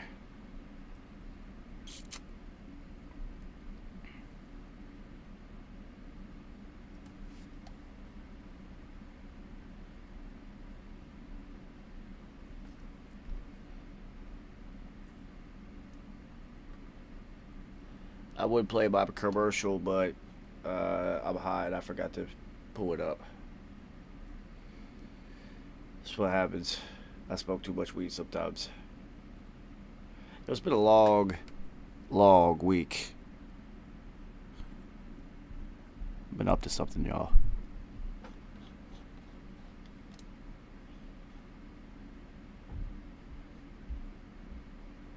Roger Harper, Ohio NFL flag football. That's what's up. I see you representing. That's what's up. Yeah, I finally did my fucking laundry, dude. I mean, yo, man, when you have a lot of clothes, like, the shit don't happen very often. Hell no. I'm blaming P, man. My wardrobe is his fault. We were the same size. This guy had an unlimited amount of clothes sent to him by people who wanted him to wear his shit. Dude, it was incredible. I used 30 boxes of Supers at a time. Cases of them shits used to show up. Just like, yo, anybody want these shits? I'm not wearing them. It's awesome. All right, so we'll get back to the offensive line now. Richie Incognito, Colton Miller just signed with them. That's an upgrade. Apparently, Andre James is their new center. They also did sign Nick Martin, so we'll see how they use, because they have Andre James as their starter right now, so I don't know what's up with Nick Martin and what he's got left in the tank. Right. How many years has he been in the league? 13, 14. It's been that many? It feels like. Yeah. So, I don't know who Denzel Good is, and they have Alex Leatherwood, who was a guard, slated at right tackle. So, not only did they reach for him, instead of drafting a tackle at that position, which they could have, Jaroslaw was there. Yes, that's what I'm saying. They could have drafted a tackle there. They're taking a guard and trying to. I don't know. This is the worst front office in the NFL by far, by hands down. Yeah, Now, pretty bad. what if it's all radical and it all works out? That's incredible. But honestly, You got to show me, because how often has a guard who was reached on to be drafted at that position successfully transitioned to tackle in the NFL? right. It's usually a tackle that transitioned to a guard Yeah. into the league. You don't go out. Right. So you also, once again, this is the Alabama factor. He was surrounded by NFL talent, Five-star talent all across the line. which is inevitably going to make you better because your unit is incredible. So how good is this kid really? Right. I think it's going to be a bust. I think it was a terrible pick, and they are going to pay dearly for that. Same. We'll see if he can even get on the field. Yeah, if that happens. All right. Can they even? They can't. They can't even list the depth chart. Only goes 4 positions deep, so they won't even be able to list all the safeties that they have. No way. Cleveland Farrell, who people felt like they reached on last season. Right. We'll see if he. A few seasons ago. They do have Max Crosby also. Oh, okay. He's Serviceable. Rotational guy. That rotational works. guy. Yeah. Quentin Jefferson at D tackle. Okay. Jonathan Hankins. I know that name. And then also. Hankins used to play for the G's. All right, that's okay. And then Solomon Thomas is also on their D line also. Yeah. From ex-49er. Yeah. Yeah. And then, what did I say? There was a D lineman from WVU who did not get drafted. Darius Stills is on the Raiders squad. Really? Very active player. Very active. Active player, yeah. Very active. He's undersized at his position, but he's like, Dwight Freeney built. Okay. He's in that mold. Like, he's literally built like him and was extremely active. Mm-hmm. So I will be seeing what he does because he's from WVU. We always support our own. What about Rossell Douglas, West Virginia? Yeah. With now, WVU, they also have Carl Joseph from WVU. So they got a couple. Yeah, another safety. They got a couple players from WVU on that defense. So it's actually Carl Joseph coming back. Coming back, yes, he was drafted by them. Yes, Went to the G-men, right? No, he didn't come down. The Browns. Yes. He went to the Browns. Browns. And then now he's back. So then they also have Ngakwe. Ngakwe. Yeah. Ngakwe, yeah. Yannick Ngakwe. So we'll see if he pans out to what he is supposed to be able to do. But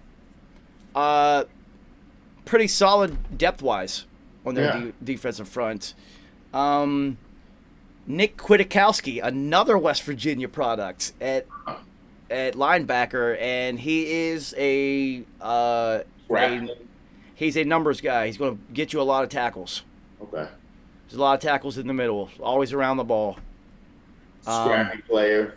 Very surprised that when he made it into the NFL, I was just like, oh, good for him. And then he's had a pretty solid run so far. So they got like 7 guys from West Virginia. I wonder who's on their staff that's connected to WVU. Seriously. Because it's somebody. Must be. Let's see. Great guys on that team too. Yeah, see. Hankins, I didn't know I wonder where he went. I didn't know he's there. He's with the Raiders now.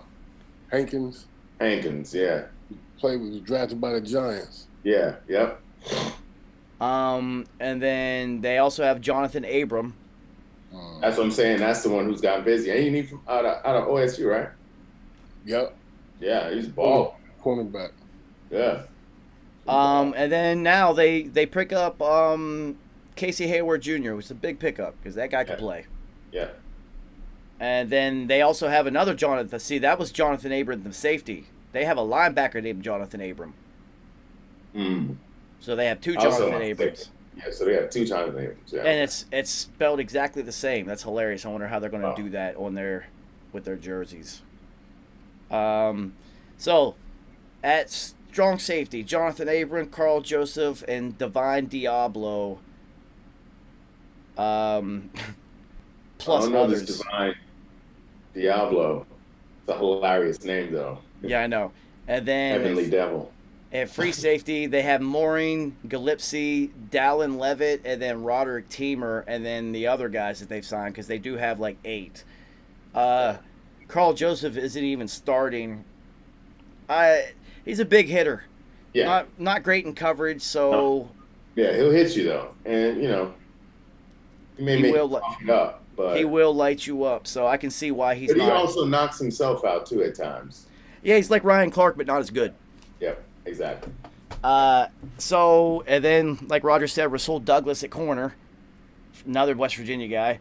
So they have Hayward and then Trayvon Mullen starting at corner, and then Rasul Douglas. I don't know who Damon Arnett is.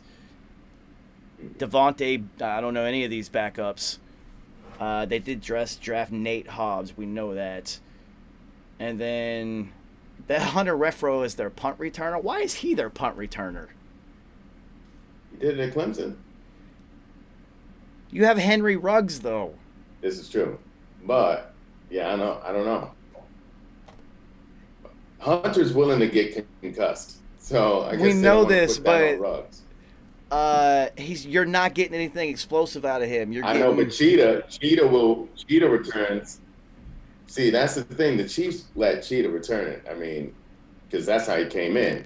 He was coming in returning, and then he just turned himself into a receiver. But I don't know. You got to stop protecting these guys like this. Like, I remember when Tim Brown used to return Dion. punts and kicks. Dion. I mean, of course. Come Daryl on now. Green, let these guys go. You have like some of your best athletes are your returners, your return guys. So, I mean, typically you do put your best athlete as the return guy, and he has to be a little bit either insane or a complete and total megalomaniac, like to do that, because it is you versus everyone else. I've done it my whole career. It's sweet feet. You gotta have those sweet feet. It's exhilarating. Like Dante Hall. The adrenaline is definitely pumping that last 10 feet when the ball's coming down, because you start to hear and feel the ground moving, so things are getting close, and you have better already mapped out where you're going to go, because you got to look up, you got to catch it, you got to catch up. So I've had a couple returns in my time, and you also gotta, you always gotta hope. You always got to hope that there's not an absolute and total retard as a gunner who, if you have called fair catch, who is going to absolutely destroy your life anyway. Yeah, I know. Because it happens. Yeah. It does happen. And it's just like, that's one of the risks of being a punt returner. You might get killed. I've seen it happen, not to me, but I've seen somebody do it to a team we were playing. Fair catch, guy's looking up, and he went right through him. My very first game. We running down. This on the kickoff though, and I gunned it down, smacked him. EMS had to come pick him up. That's what I'm saying. That fair catch, hit, fight, ambulance, the whole shebang, because he killed him. And this was the hardest hitter on our team and the dumbest player too. So it definitely would be him who would just blow through a fair catch. And Kerry, so I can't. You played with Vontez Perfect? I didn't know that. So here's the funny part about it. They had 2 punt returners. It was one of those where they put 2 back. This is old school days. I hated that shit too, because I'm a punt returner. Get that other guy out of here. Yeah, go block so I can be successful. So I still remember this. So it was Robbie Trowbridge, and it's funny because the dude he hit, his name was Michael Jackson. Love it. And of course, everyone called him Thriller. It was like a big deal. Everyone called him Thriller. I mean, for a reason, he earned that name. He was thrilling. But the other punt returner called fair catch. And they counted that? Yeah, because back then that was a rule that you could do that. That either of them could call fair catch.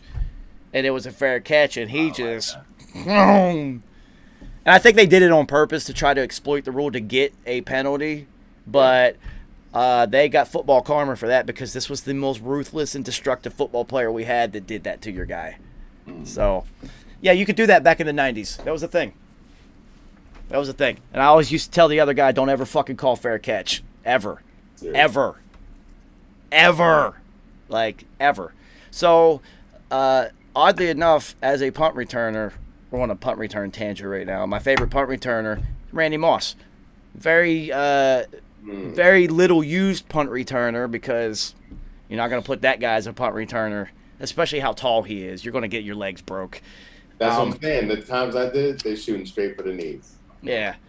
Especially they're so close. People are getting pushed down as they're running at full speed. Your knees are that's why Dante Hall was so good at it. He's so low to the ground. Punt returners are always short. Devin Hester. All of us. You're always tiny. Yeah. But Randy Moss was the one who opened my eyes to when the ball's punted, locate, estimate, and then look back down, and then figure out your return, and then last second look up and catch it, and then gone. Yeah. And I was just like, oh, that's fucking genius. And from there, we're off and running if you can do that.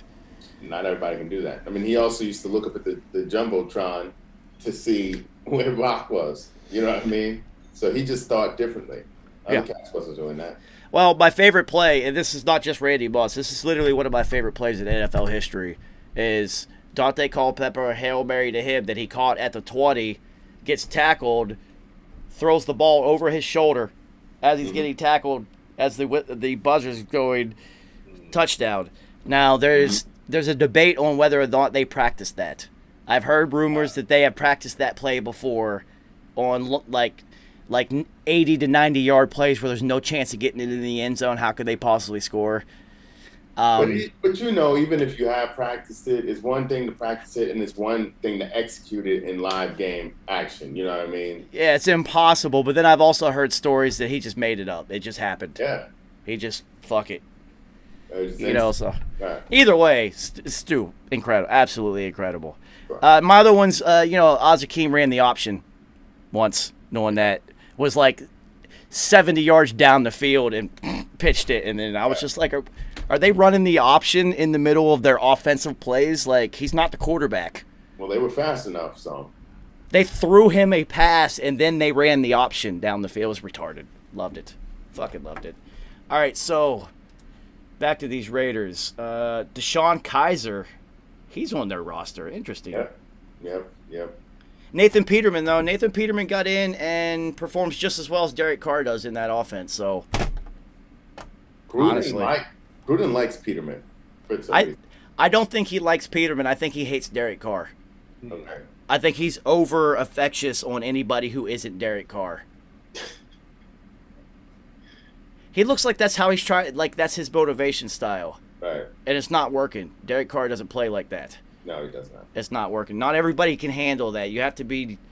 It's like not everybody can be in New England. It just so happened that Tom Brady likes to be yelled at and pushed hard and had a chip on his shoulder, so it just fit perfect for him to land there. Right. Conglomeration. Not everybody can play for Belichick. Not everybody can play for Gruden. Anybody can play for fucking Andy Reid and Bruce Arians. That shit would be fun. You just live. Yeah. What do you think? You just have fun, It's we're gonna win anyway. Whatever. Let's see. Jalen Richard is also in their backfield. Oh, so they kept him. Good. Yeah, they did. I was wondering about that. Yeah. I like him.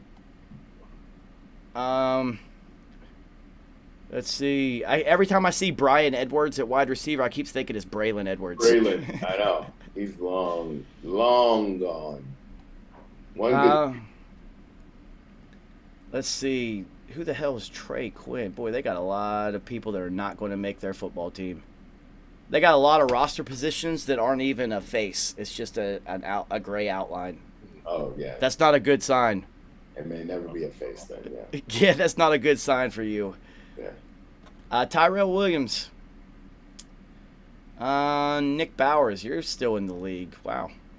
No, okay, you're new. I'm thinking of the dude from San Francisco. Do they have 1, 2, 3, 4, 5? They have 6 tight ends on their roster right now. 6. 6. That's incredible. It made no sense. Well, and we only hear of 1. That's what I'm saying. This is like their current roster, which has got to be up around 90 players at this point. 6 tight ends and 18 safeties. They've got like 40 defensive ends. Wow. Oh. It's going to be interesting to see cut down day with these guys. Well, what kind of product they put out on the field? All right, speaking of the product they put out on the field, let's look at the product they put out on the field last year. Derek Carr, over 4,000 yards. Makes people keep thinking that John Gruden's offense is effective. Mm-hmm. I like Derek Carr. He's like the new Tony Romo. I like that. Yeah, that's actually a good comparison. I like him. But Tony Romo was even more mobile. Yeah. But as far as how people perceive him and they undervalue his actual capabilities and performance. Sure. He's got to be the new Tony Romo in that aspect because he was 67% completion, 27 touchdowns, only 9 picks. Because at one point, he led the league in completion percentage. Yeah. He can play. And was converting third downs at a high clip. He can play. It's just I don't think that Gruden likes him. Right.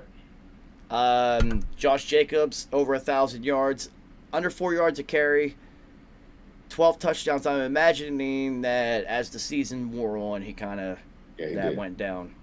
He did.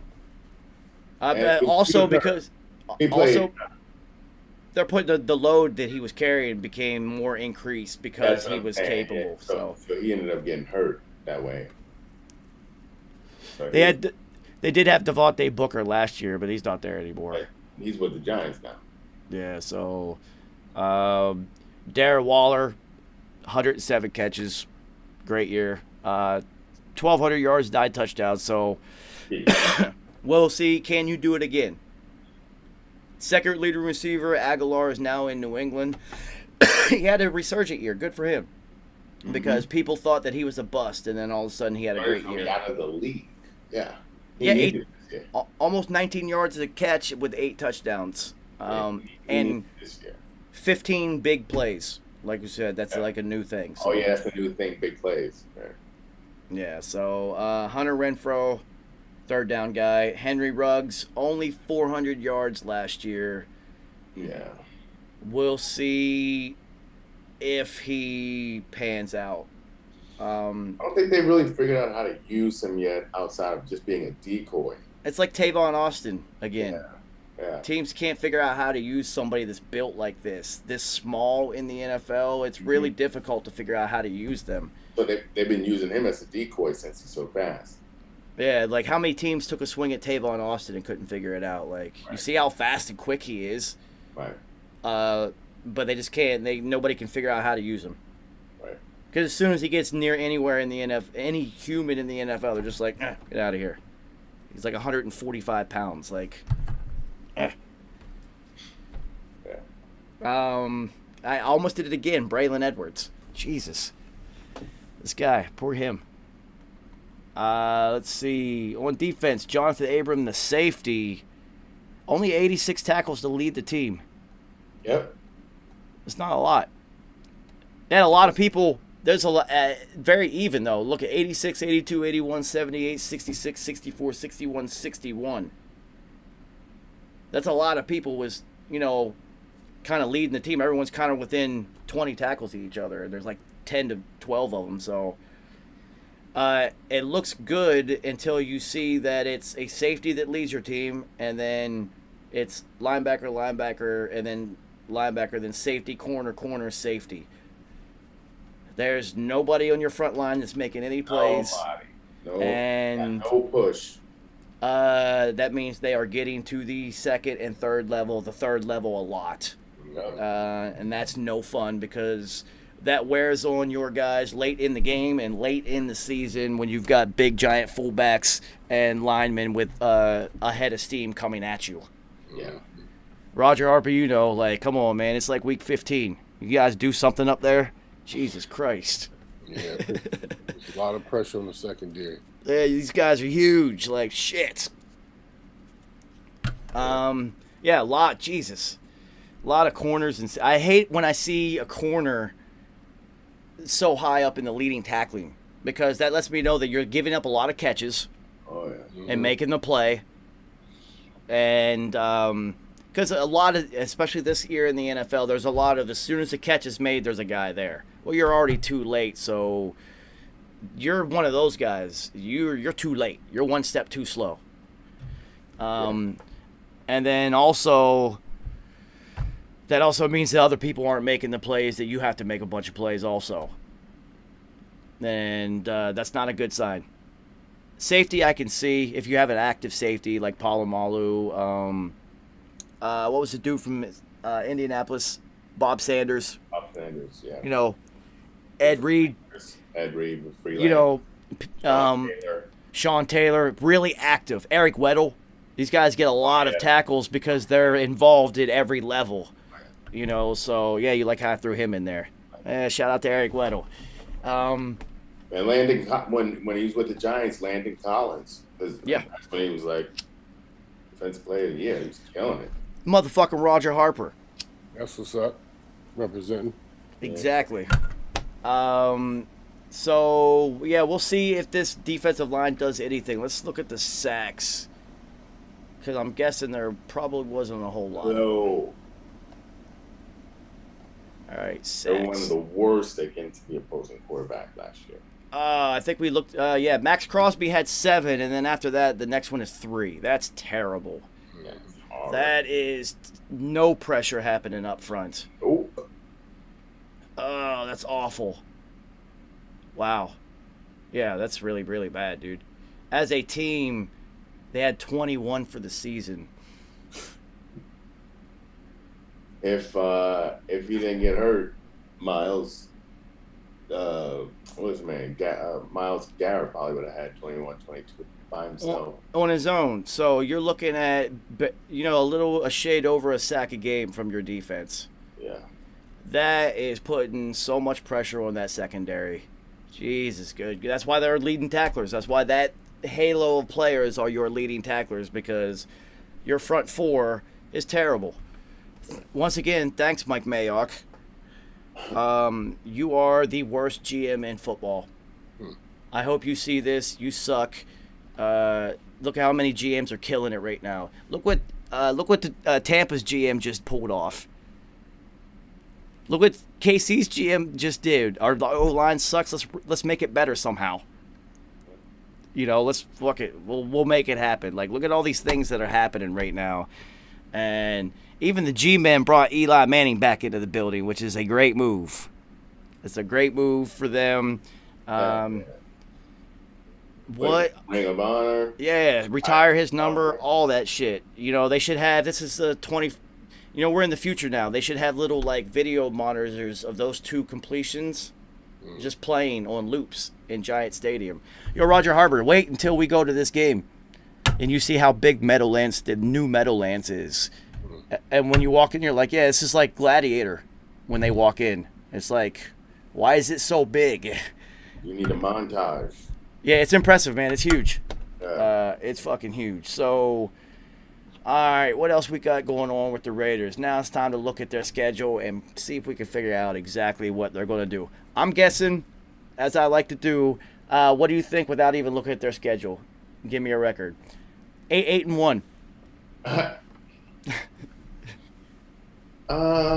Actually, I won't do that. They're going 8-9. They're going sub 500, maybe even worse. Yeah, I only see 6-7 wins out this team. I'm giving them 8. Really? Yeah. Yeah. Derek Carr can play. It's like Derek Carr's getting them victories when Gruden doesn't want him to. I mean, if he's not, who else besides Waller is he gonna throw to? Hunter Renfrow, yo. Well, Hunter Renfrow is gonna be out for about 6-7 weeks. due to concussions and other nagging injuries. So be prepared for that. Roger Harper, what do you think? Give me a number. I'm going 7. They're going to get 7 wins out of what I think. I don't think. All right, we got a couple 7s and an 8. Let's see. Nice, what do you think? Ah, shit, I don't know where Nice is at. All right, game 1, opening up the season, Baltimore. That's a loss. Yeah. Game 2 in Pittsburgh. Big Ben's will have a healthy arm for the first couple weeks. That's a loss, probably. It's Pittsburgh. A young Najee Harris. Who is getting rave reviews from his teammates and coaching staff in Pittsburgh. So, well, we predicted that one. They needed something like that. They needed him. They needed it. They did so well when they had Le'Veon. Like, it's not that same style of running, but it's the same style of the output, though. Then versus Miami. But it's in Vegas, so I'm going to go with Vegas. Because we have to remember there is the in Vegas factor. Sure. So I'm going with the Raiders, so I'll give them that one. But Tua is very, very, very religious. So he's not going to be. Yeah, so that means the demons of Sin City are going to be on his fucking heels while he's there, yo. I'll give Vegas that one. Yeah, I'm giving it to him. Roger Harper, I can see Miami winning this one, though. I mean, of course, but I'm not. They're going to Vegas, man, and Vegas is open this year. It's open. Oh, I know. Wide open. It's wide open. Weed's legal out there. Prostitution's legal. Come on, man. They just opened a new mega casino. Somebody on the Miami roster is a gambling addict. That's important. It's over for them that week. Yeah. We'll see. That's going to be funny how the away teams, like the security. How they handle Vegas. Yeah, for the away teams, those guys. Roger, those guys, the security guys, like how they corral all these players in fucking Vegas. Who all have money. Yeah, forget about it. Right out. Oh, man. Then they're going to the Chargers. That's a loss. I don't care. The Chargers they're not blowing games that they're supposed to win this season. It's not happening. And then Chicago comes to Vegas. We don't know what the quarterback is. Is the Red Rocket going to be the quarterback?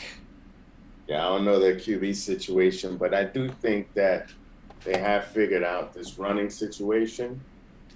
Because their running back started going off near the end of the season. So I still say they go in there. I mean, their defense is they're still intact. You still got Khalil Mack. It's going to be a revenge game for him. He loves. Well, honestly, I think if Justin Fields is in the game by this point or started, that they do win. Yeah. I'm going Bears. All right, so, yeah, this is one win for them through 5 weeks. This is not good. Then they're going to Denver. See, they could beat Denver. I don't know. Yeah, they could beat Denver because I have no idea what that quarterback situation is. It's so... I think they're literally just hoping Aaron Rodgers comes. Yeah.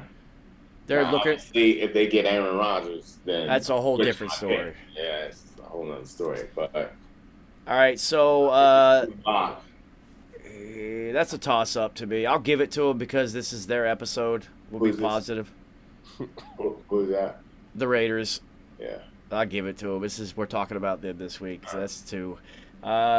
Then Philly comes to Vegas. I don't know what Philly's going to be looking like right now. But offensively, I mean, if Jalen Hurts just gets to do his thing. I just don't see that defense putting any pressure on anybody. So, yeah, another loss for them. And then Giants in New York. Oh, yeah, we did. Yeah, so you do care what he's going to say. And then Kansas City, that's a loss. Oh, yeah. And then Cincinnati. Is Joe Burrow still going to be upright and healthy by week 11? I wonder. Could have had him a penne, but, had to get him a with Jamar instead. And also Joe Burrow in Vegas, he's beating the casino. That's not going to affect him at all. You see that guy smoking cigars. You see his haircut, dude. He is too clean and too smooth. He walks into the casino, says, "Put it all on 13," and walks out with 2 women and $1 million. This is Joe Burrow. Come on, man. From a man, boy band. Yeah, so that's another loss for the Raiders. I think the Raiders are going to have a terrible season. It's looking like. That's what I'm saying. And then they go to Dallas.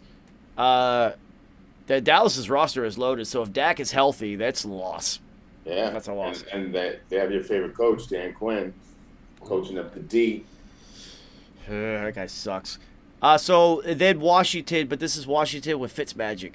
They had late season Fitzmagic. So I'm going to give the Raiders this one because all those safeties are going to pay off in this game. Even with Washington's defense, though. Who's stopping Chase Young? See, this is the type of game Chase Young could wreck. This is the type. This is where Fitzmagic gives up the starting job to whoever's behind him because he throws 5 picks in this game and 3 of them are for pick sixes and they lose a game they're not supposed to against a bad team because he always does this. I know, I get it. I think the Chase Young factor and the rest of that defense is just. I don't think Chase Young can overcome 3 pick sixes.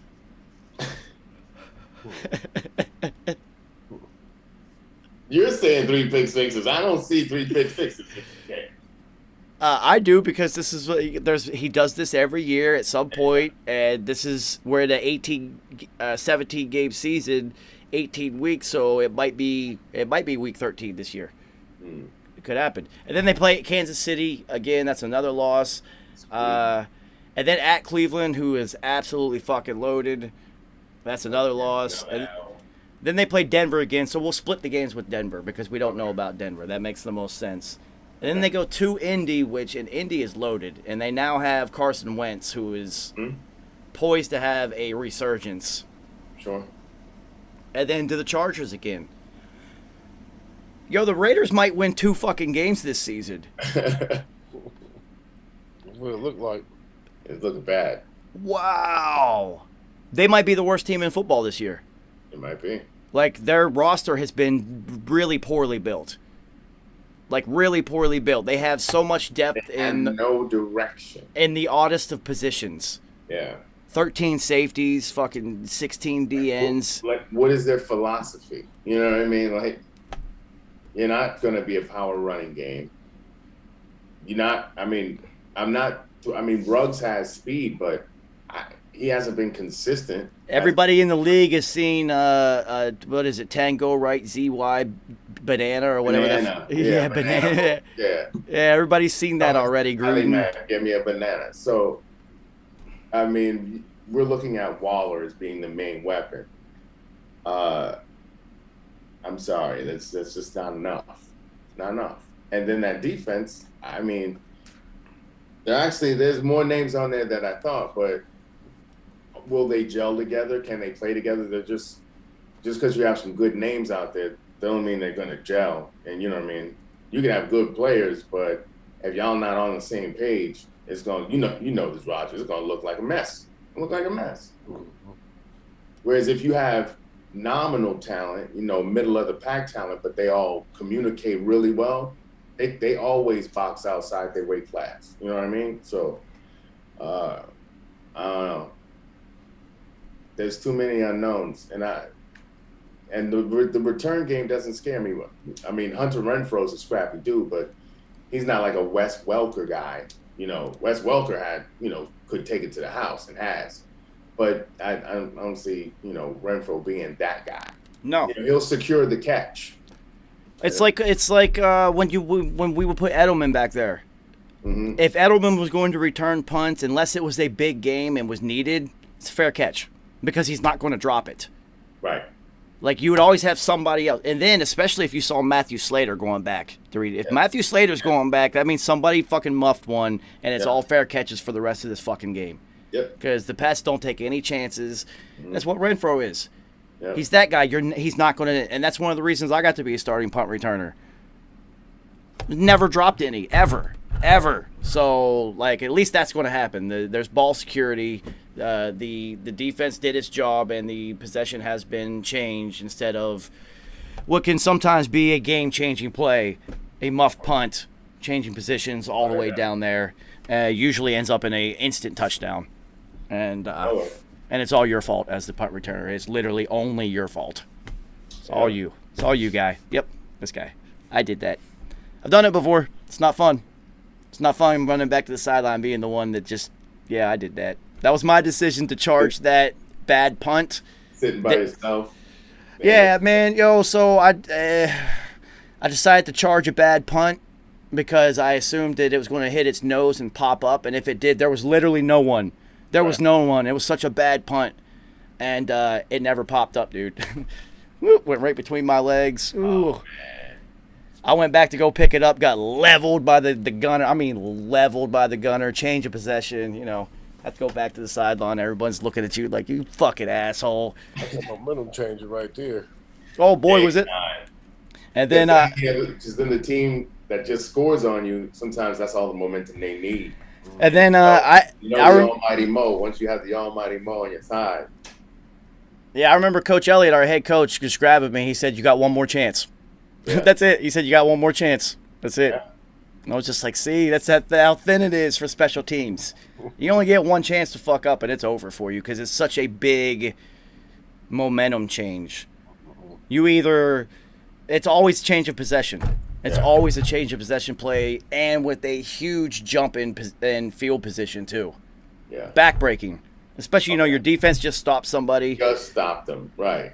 And it's demoralizing for them. Oh, dude, to see all those, the look on their faces as they're slowly walking back onto the field, putting their helmets on like, you motherfucker. I've been on plenty of defenses where we wore that look, like, kidding me. And then the offense ain't ever moving, so it's 3 and outs or quick. Yeah, quarterback's looking at you like, yo, I was just coming onto the field, you dickhead. Like, it's all your fault. It's all your fault. You do stand there by yourself. But you have to have that mentality as a punt returner. It is going to be on you. And when you score, it looks like it's all you anyway. Even no matter how many blocks there are, it's all you. Right. It's all you. You're the human joystick. All right, so I'm guessing the Raiders are going to have an absolutely terrible season.